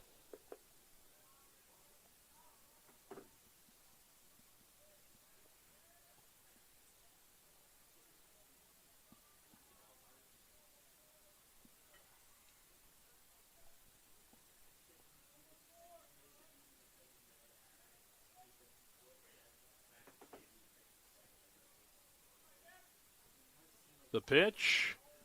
That one is upstairs and in. That'll be a ball.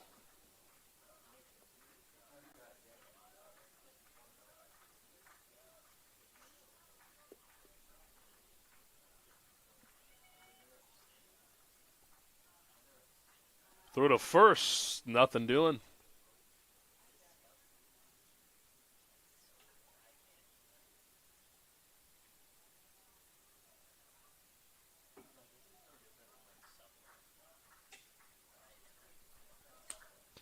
On the horizon for the weather is a bunch of white clouds, blue skies as this dark looming bunch of clouds starts to make its way out of the stadium vicinity.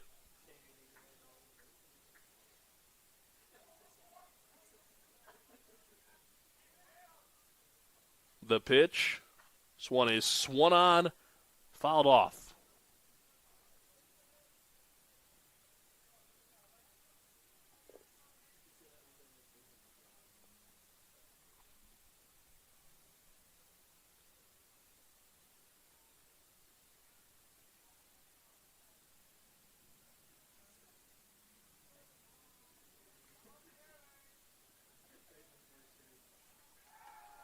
Throw to first is not in time.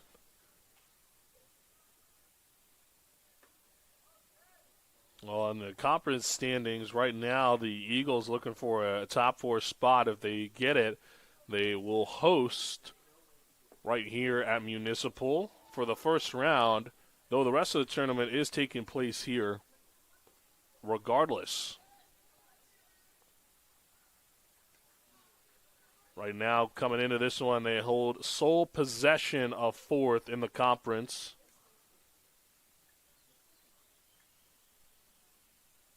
The pitch, swung on and missed. Swings out of his shoes on that one. That'll be a strikeout for Tinley. That'll bring up Gil Dolan.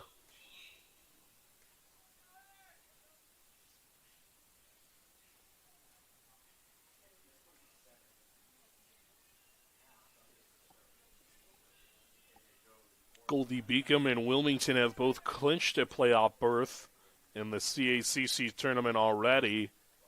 Jefferson and Post are the next two teams that are looking to clinch. Behind them in the top four, the rest of the standings got Felician and then Chestnut Hill, Holy Family, and Dominican as of right now. Swan is swung on and hit to center field. Fielder is there to make the grab for the out. Well, back-to-back outs here.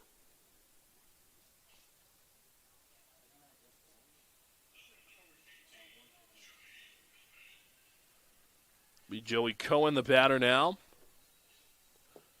Yeah, right now, Bridgeport, Caldwell, Georgian Court, and Lincoln will all miss out on the CACC tournament if the tournament were to start today.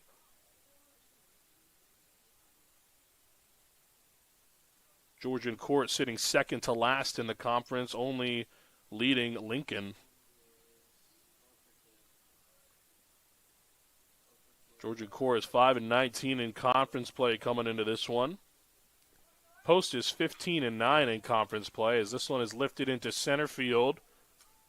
Should be there to make the grab, and he is for the out. So they go down, they leave a base runner stranded, 12-4, they still lead it. We've played 6, we head to the 7th.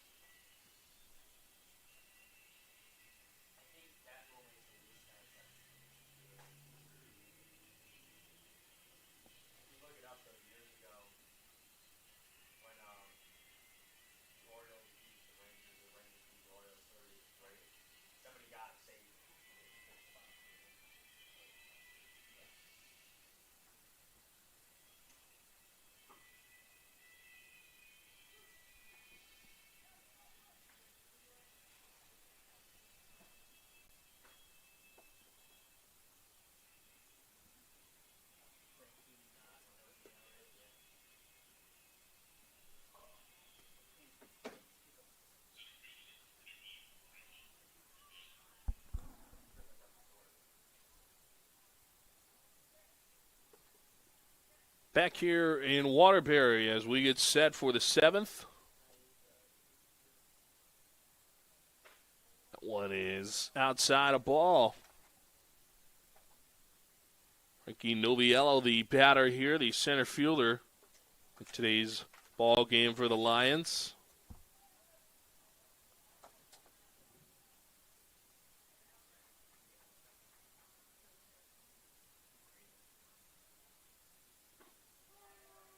One's in there for a strike. Lions enter the 7th trailing by 8 runs. The pitch. Swan is swung on, and it'll get past the reaching shortstop. for a base knock. So a leadoff single as the Lions look to get something going here, down 8.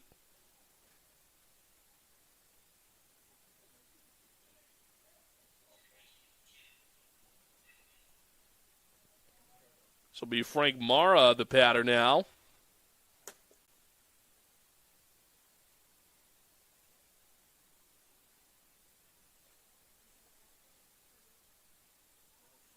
Harvey Valera, the pitch, grounded, but foul. Valera enters his 3rd inning of relief for Haskup, which, although the score is an 8-run difference, this would be a save should the Eagles find their way with 2 more runs in this inning. Win off the mercy. That one is in there for a strike.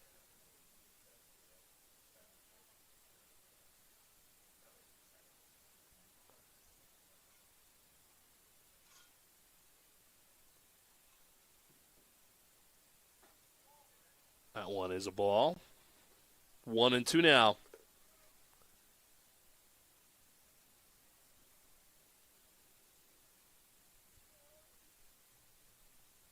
Total of 21 hits up to this point for both teams combined. One is outside, 2-2. 21 hits and 5 errors for a combined total on both sides. 10 hits are from Georgian Court, 11 from the Eagles. Well, that one gets over the head of the third baseman. It's yet another hit there.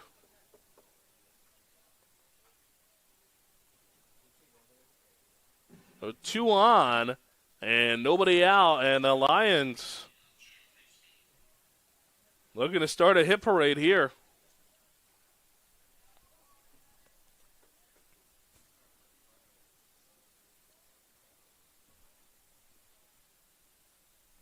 Jack Greenspan, the batter here.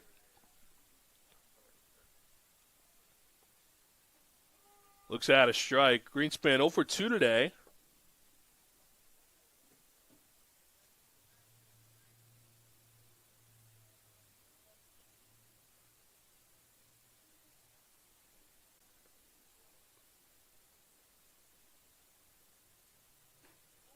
Looks at a ball.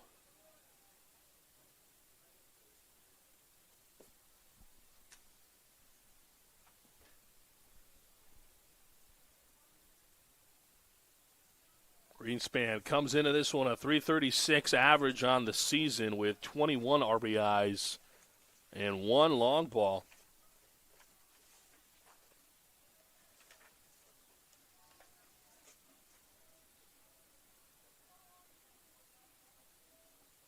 Post looking for their 5th straight win against Georgian Court. That one is lifted into center field. Diaz is there to make the grab. Loses his hat as well.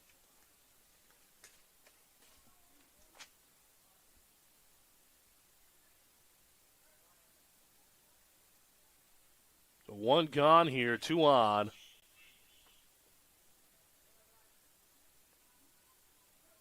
We'll bring on Brian Guzman. 2 for 3 today with a strikeout.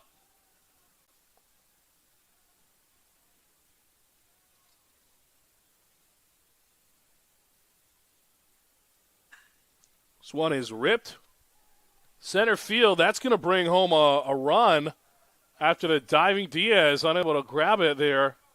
That's actually going to bring home 2 runs. So Georgian Court now have cut the deficit down to 6.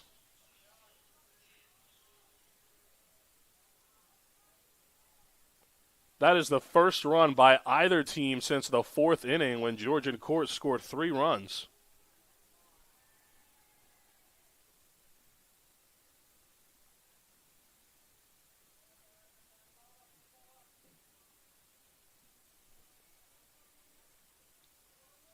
So in steps in J.R. Osmond, 1 for 2 today. In there for a strike.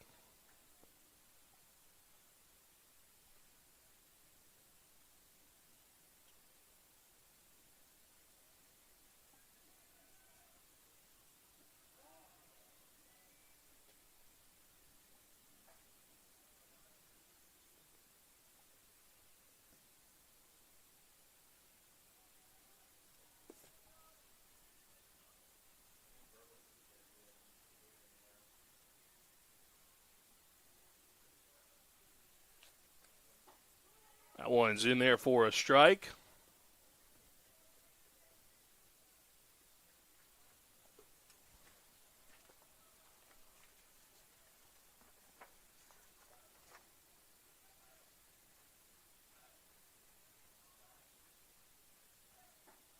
That one's outside of ball.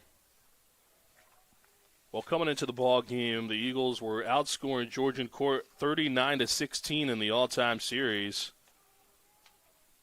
Now increased that total up by 12 runs. This one hits off the mound on a roller, tossed to first. Is going to be in time for the out. So 2 gone now. Runner from second advances to third. Off of the 6-3. This will be Zini Kemahu.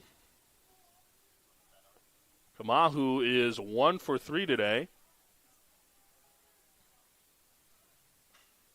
That one is lifted. Oh, on the diving play, almost gets it. 2 actually will dive. Third baseman and the shortstop. It gets by both of them for an RBI single. And here come the Lions now.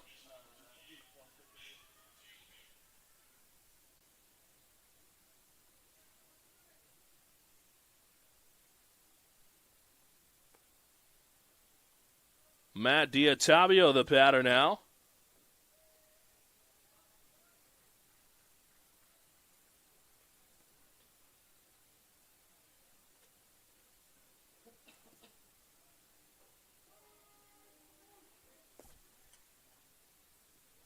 "12-7 the score here.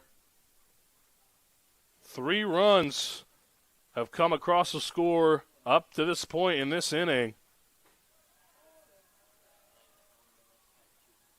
Georgian Court and Post hadn't scored since the 4th inning. Georgian Court dropped 3 in that one as well.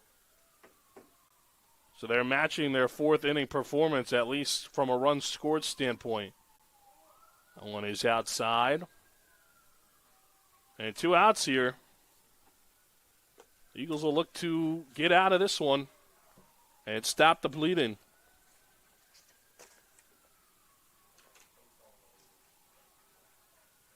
Valera the pitch. One is just up for a ball.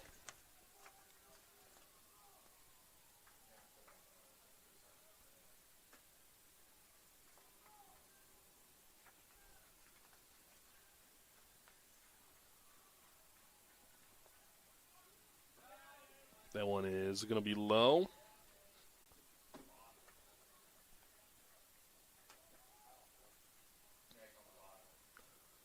Called a, there's be a balk there. Runner will advance to second. 3-1.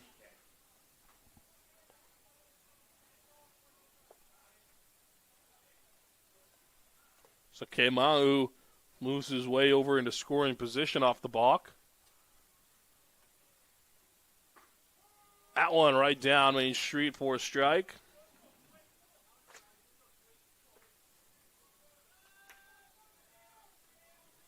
Full count now, 1 on, 2 gone.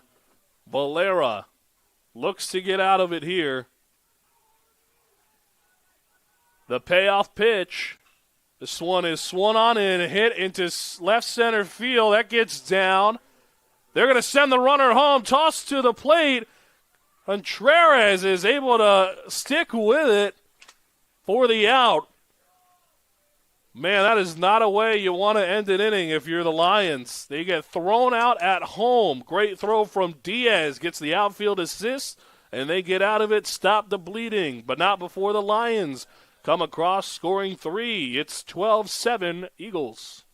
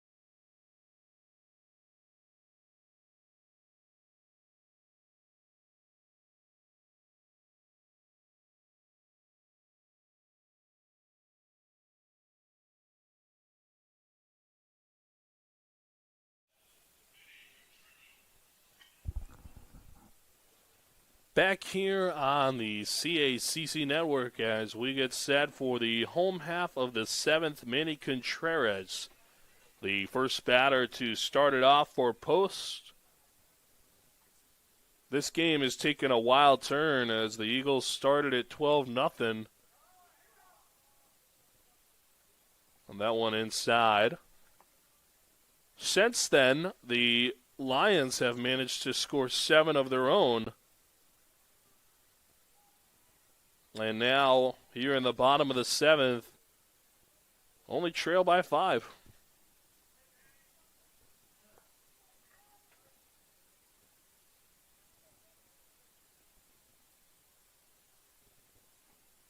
One is outside. I'll tell you, the scorecard in front of me is looking pretty ugly right now. 14 hits for the Lions, 11 for the Eagles, 4 errors for the Lions, 1 for the Eagles. Many players have been hit by a pitch today. 12-7. Man, this is a heck of a ball game here. 1-2 to Contreras. Nobody on, nobody out. Contreras 0 for 2 today. Set a ball there now. 2-2 in the count.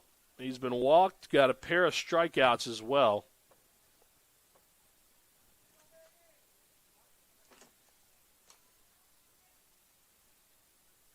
But in a shocking turn of events, he has been one of the more quiet hitters today.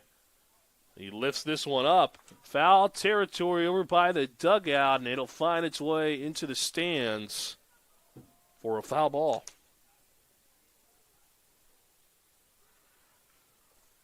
Georgian court comes into this one allowing opponents to hit .357 on an average against them, which is the second highest batting average allowed in the conference.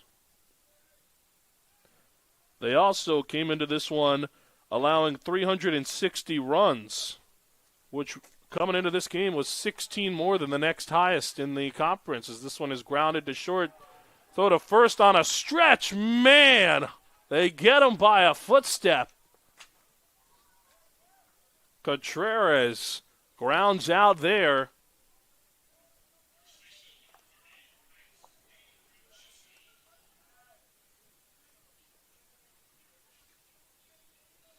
The count is 6-3, and that'll bring up Max DiFrancesco. 0 for 4 today. Looks at a ball. DiFrancesco with a chance to change that mark here. With nobody on, one away here.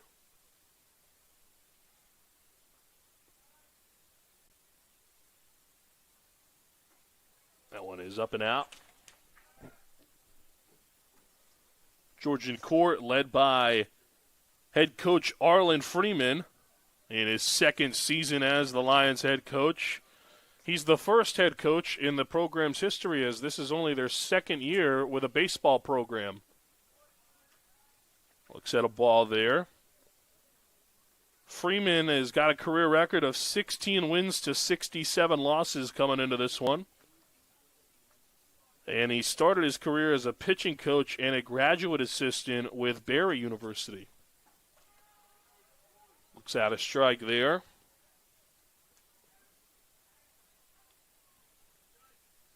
Three and 1 to DiFrancesco.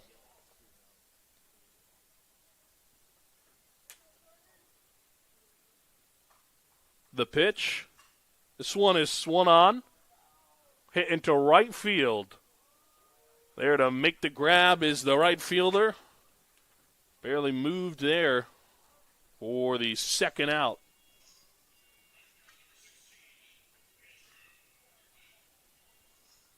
That'll bring up the right fielder for the Eagles, Andrew Hartman.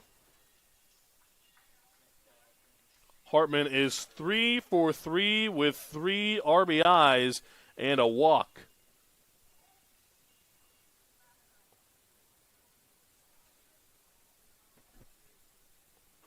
Looks at a ball outside. Freeman is very familiar with this area of the country. He worked in the Cape Cod League, and he actually produced 12 MLB draft picks, 4 of them in the first round. That was, of course, before finding his way as the Georgian court head coach.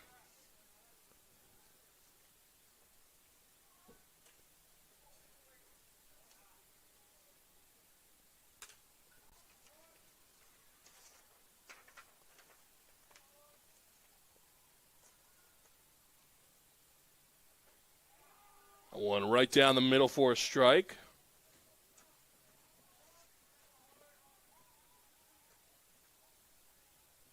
Eagles are 7-5 at home this year. Back-to-back wins is what they have right now for a streak. They're also 7-5 conference play here. 21-19 overall and 15-9 in conference play.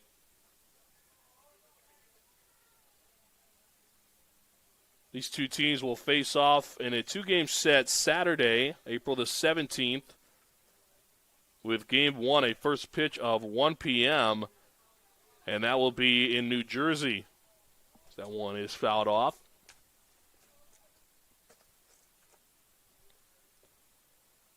The Eagles will then come back to Connecticut to play the Purple Knights of Bridgeport on Wednesday the 22nd. First pitch of Game 1 is at noon. Catch all 3 of those games on the CACC network.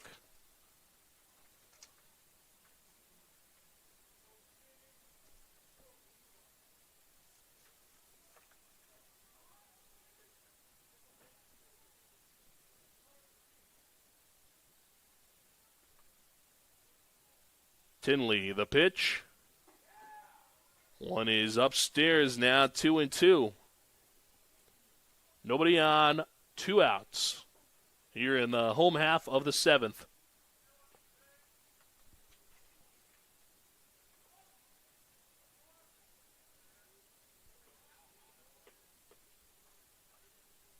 Tinley, the pitch. This one is chopped. Over to second, tossed to first is off target, and the runner will be safe.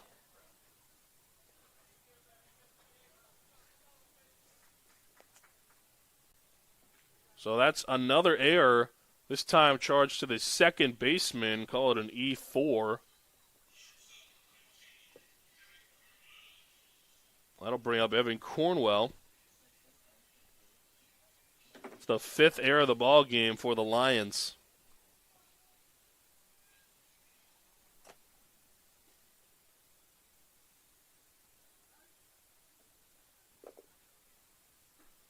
That one is outside for a ball. Cornwell 1 for 2 today with a pair of walks.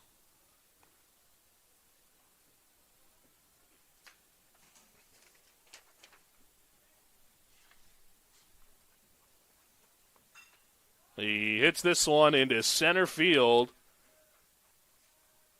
Center fielder is there to make the grab for the 3rd out. So no hits, no runs. Hartman reaches on an error, but he's left stranded. The Eagles lead the Lions 12-7.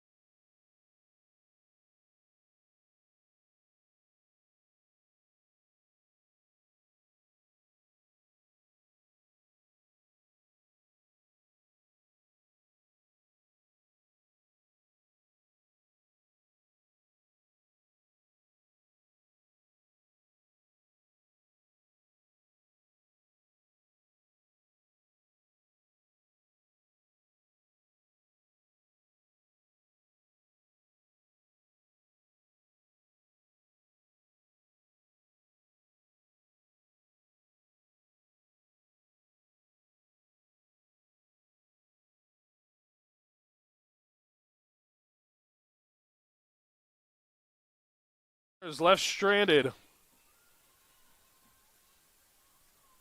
We head to the home half of the eighth.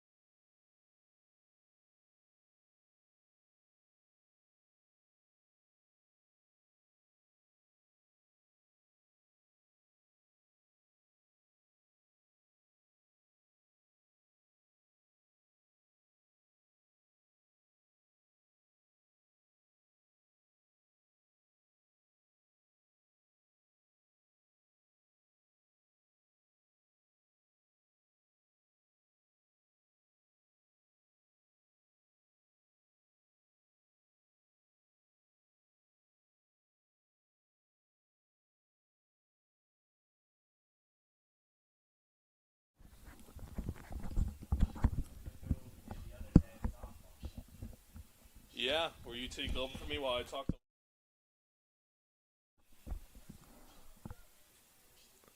Back here on the CACC network as we get ready for the home half of the eighth. Eagles pushing through. They are scoreless in their last couple innings. They have yet to score since the second inning of the ball game, but are up 12-7. Folks, this is Division II college baseball for you. That one is outside. Kobe Tinley still out there on the hill for Georgian Court. And the first one to greet him will be Jesse Alfala in this inning. One is upstairs. 2-1.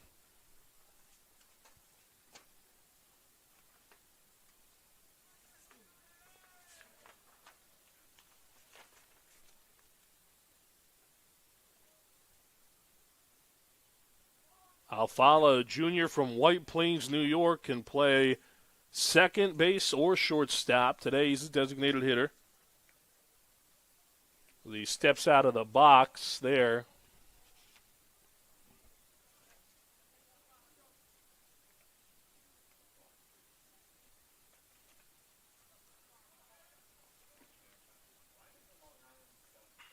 This one is swung on, and it gets by the third baseman for a base knock.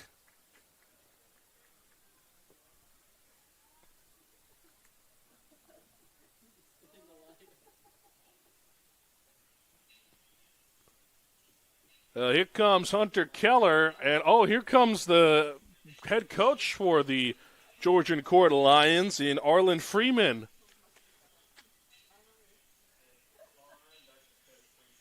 Well, Freeman is going to come out, and we are going to have a pitching change. They call to the bullpen here in the eighth. We'll tell you all about it when we come back.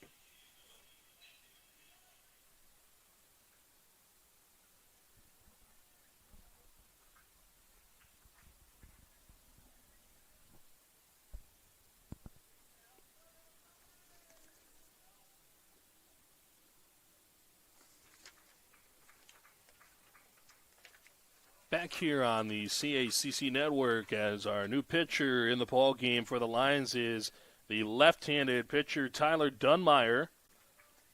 He is a 5'10" sophomore out of Hamilton, New Jersey, making his 4th appearance of the season and his 3rd in the last 5 days. He pitched 2 days ago as well as the 12th.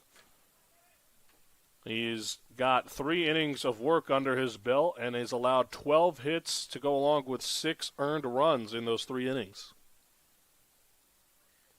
Only struck out 2 batters, has allowed 4 walks.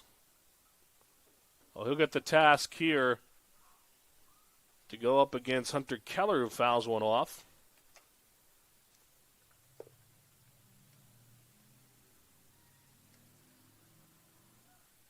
Keller 1 for 2 today.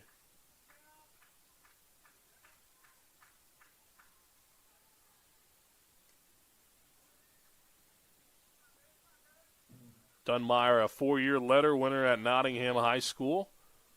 Tosses to first, nothing doing. He was a captain of the baseball team there for 3 seasons, and he led the team to their first state playoff win in 4 years while he was there in a 3-1 victory over South River.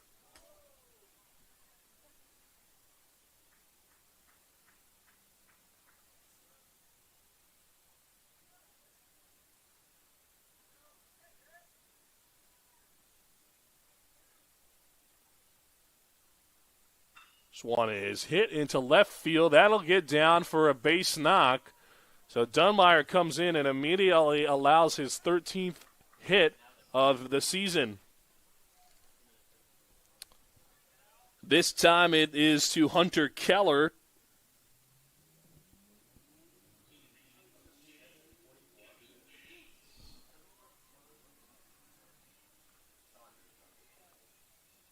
Diaz will step in now. Diaz, 1 for 3 today with 3 RBIs and a strikeout. Checks on the runner over at second, nothing doing.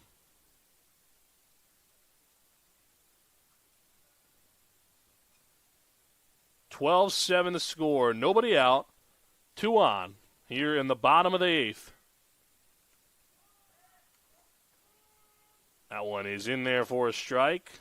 And the second baseman covering first as the first baseman runs up towards home plate, expecting a bunt. And now time is called here. Ray Skold will talk to Diaz and his 2 base runners as well. Meanwhile, the Lions will have a conference on the mound. In a 12-7 ball game, everybody's talking strategy.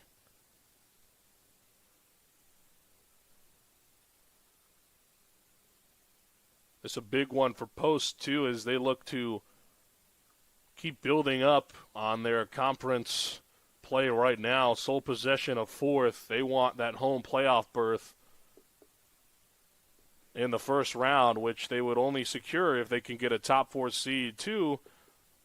Teams at the top have already clinched playoff berths in Wilmington and Goldie Beacom. Jefferson and Post are the 3 and 4 right now. Neither of them have clinched yet. Those 2 would be the next if they can keep their winning ways going. Dunmeyer checks over at second again. Still nothing going on over there.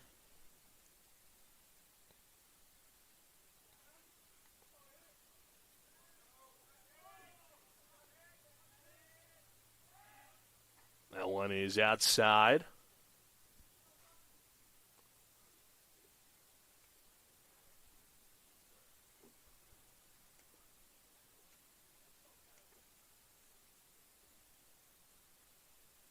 Diaz, a junior outfielder, standing at 5'11", 170 pounds, out of Hidalgo, Texas. He is a transfer from North Central Texas College, an NJCAA school.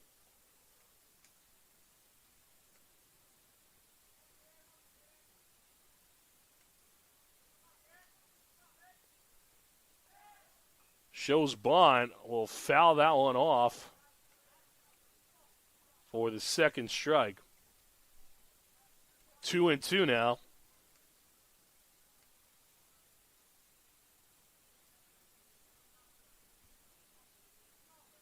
Played baseball and basketball in high school, a 2021 graduate. He was a two-time shortstop, first-team All-District. And he swings and lifts this one into center. This should be an out. Runner thought about tagging, but a great throw there from the center fielder will keep him there at second.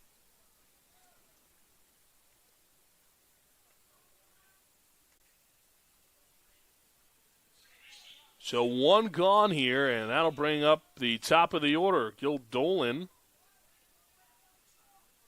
Dolan is 3 for 4 today with an RBI and a walk, and he's looking for his fourth hit of the ball game.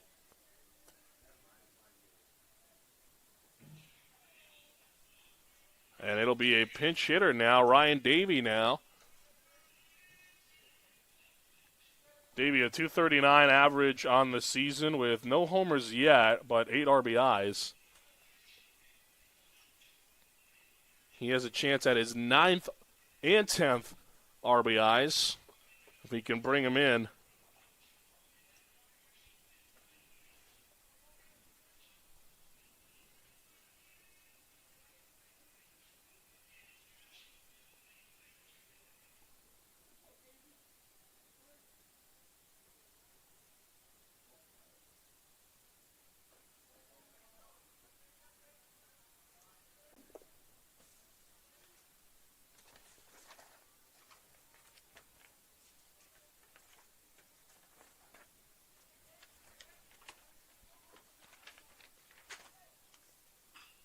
This one is swung on, and it'll get past the shortstop. That is going to score a run.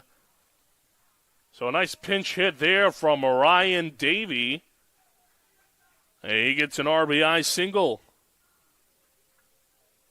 Well, how about that from the freshman out of Arizona?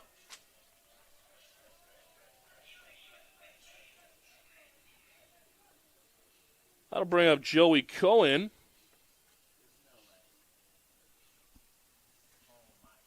And we are going to have a visit at the mound. Oh, there it is, a point to the bullpen, and we are going to have our second pitching change of the inning. The Lions are going to make a change on the hill. We'll tell you all about it when we come back.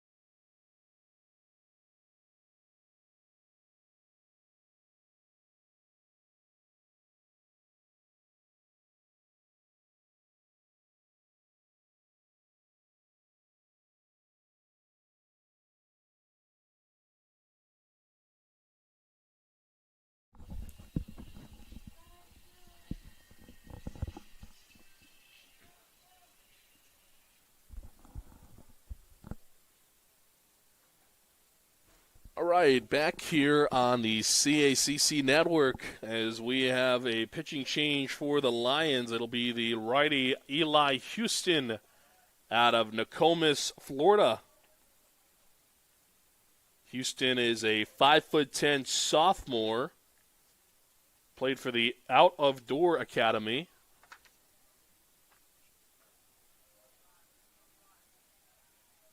He comes into this one with 2 runners on and only 1 away here in the home half of the 8th.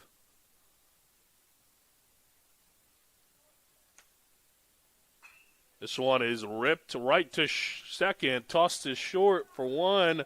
Throw to first is in time, so Houston gets the twin killing to end the inning. They leave a runner stranded. 13-7 the score through 8. We head to the 9th. Last call for the Lions.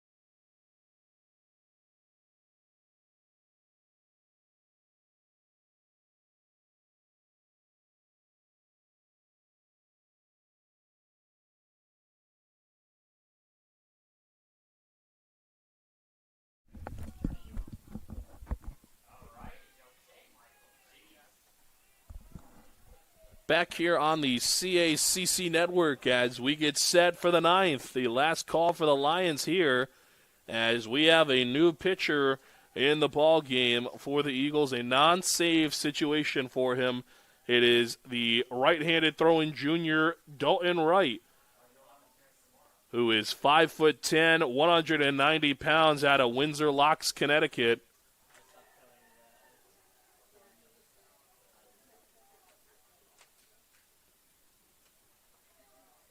And the first to face him will be Brian Guzman.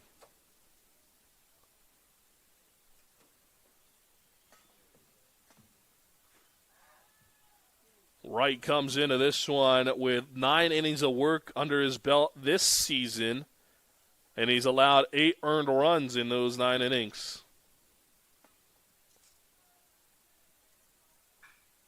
This one is hit way high up. Foul territory for the first baseman to make the grab for the first out.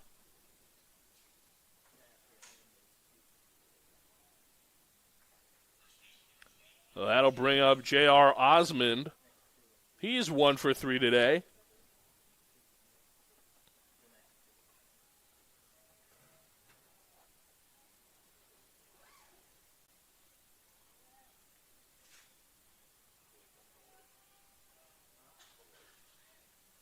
Ooh, that one up and in, nearly gets him.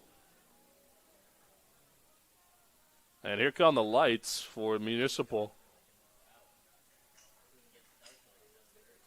Close to 7 p.m. here.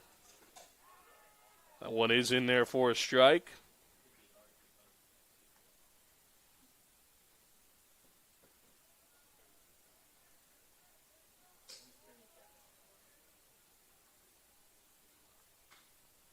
This one is hit. Foul territory. Third baseman looking for it. Grabs it for the out. So 2 gone here.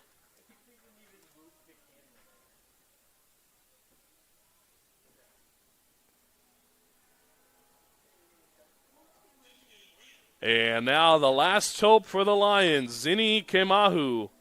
2 for 4 today with an RBI.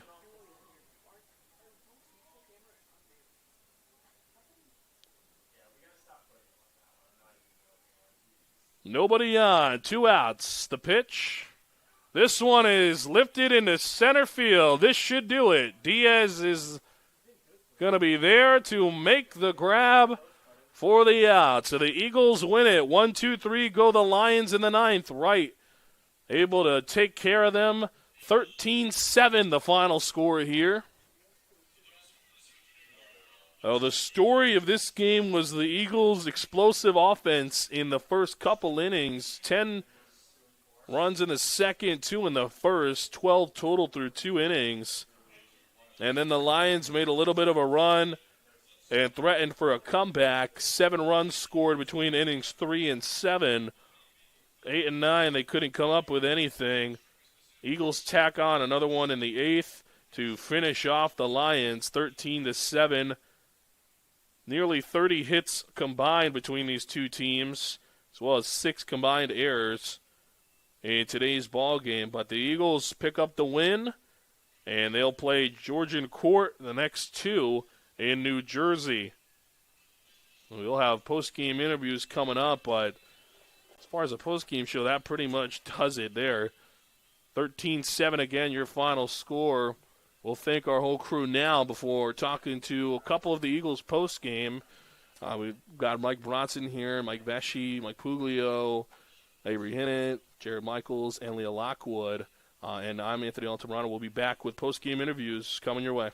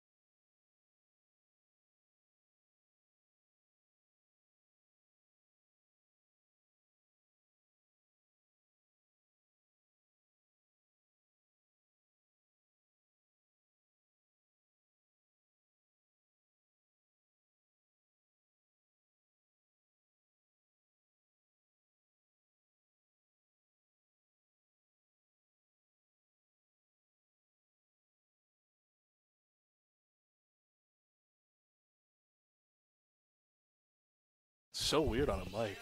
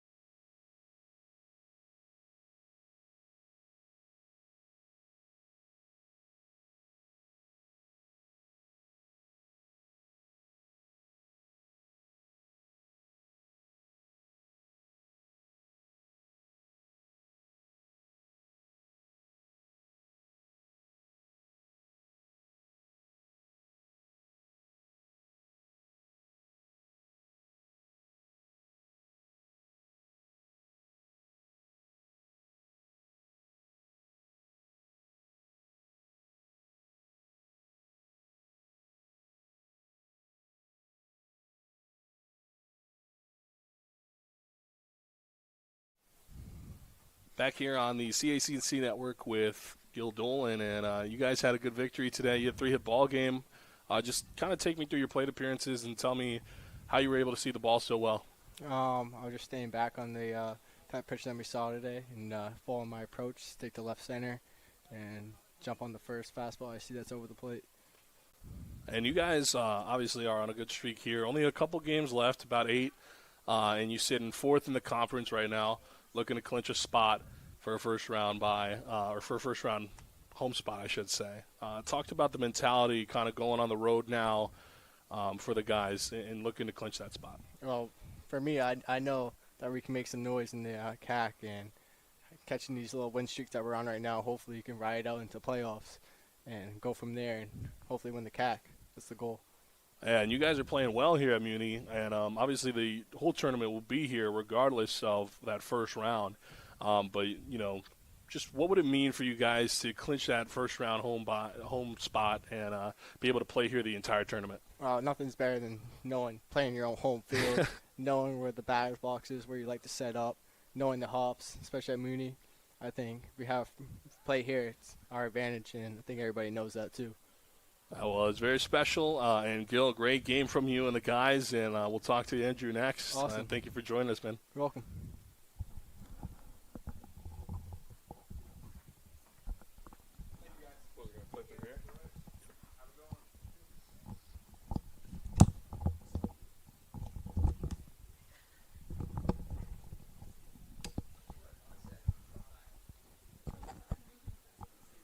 Right here with Andrew Hartman. Andrew, you had a 3-hit ball game as well. You actually had 3 RBIs and a triple, too. I mean, kind of just take me through this crazy streak you got going on. You've had 3 RBIs in 2 of your last 3, and you've had multiple RBIs in all 3 of your last 3 games. I mean, what are you seeing out there? Yeah, I think it's just credit to the guys for getting on base for me. Obviously, they, after Wilmington moved on from 3 to 5 in the order, I feel like it's been letting me get up to the plate with more runners on, which is obviously just where you want to hit. Hitting with no runners on is uncomfortable, and hitting with runners on is what you want to do. So credit to the guys for getting on base for me, and obviously just looking to put hard balls in play and just get on base and just do my thing. Yeah, and you obviously want to keep this hitting going. What are you going to do in each of your plate appearances in each game? Anything different? Are you going to try to keep it the same? What's going to be the approach going into the end of the season, looking to get hot? Yeah, I think it's just keep the same approach that just been working for me all year. It's just part of my game is just making good swing decisions and just putting balls hard in play.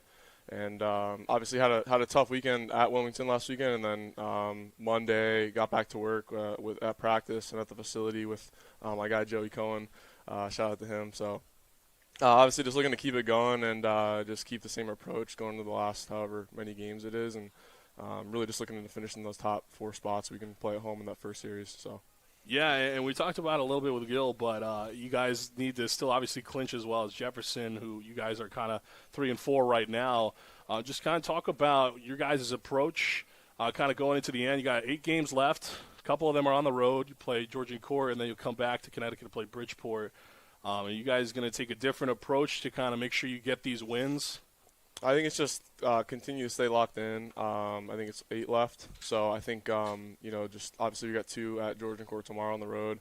Be an early morning, but it won't be an issue for us. And we'll put our best foot forward tomorrow and then just really make sure that we finish as strong as possible. I think getting into the top 4 seeds would be huge. Obviously, just playing that first series at home is what we really want to do.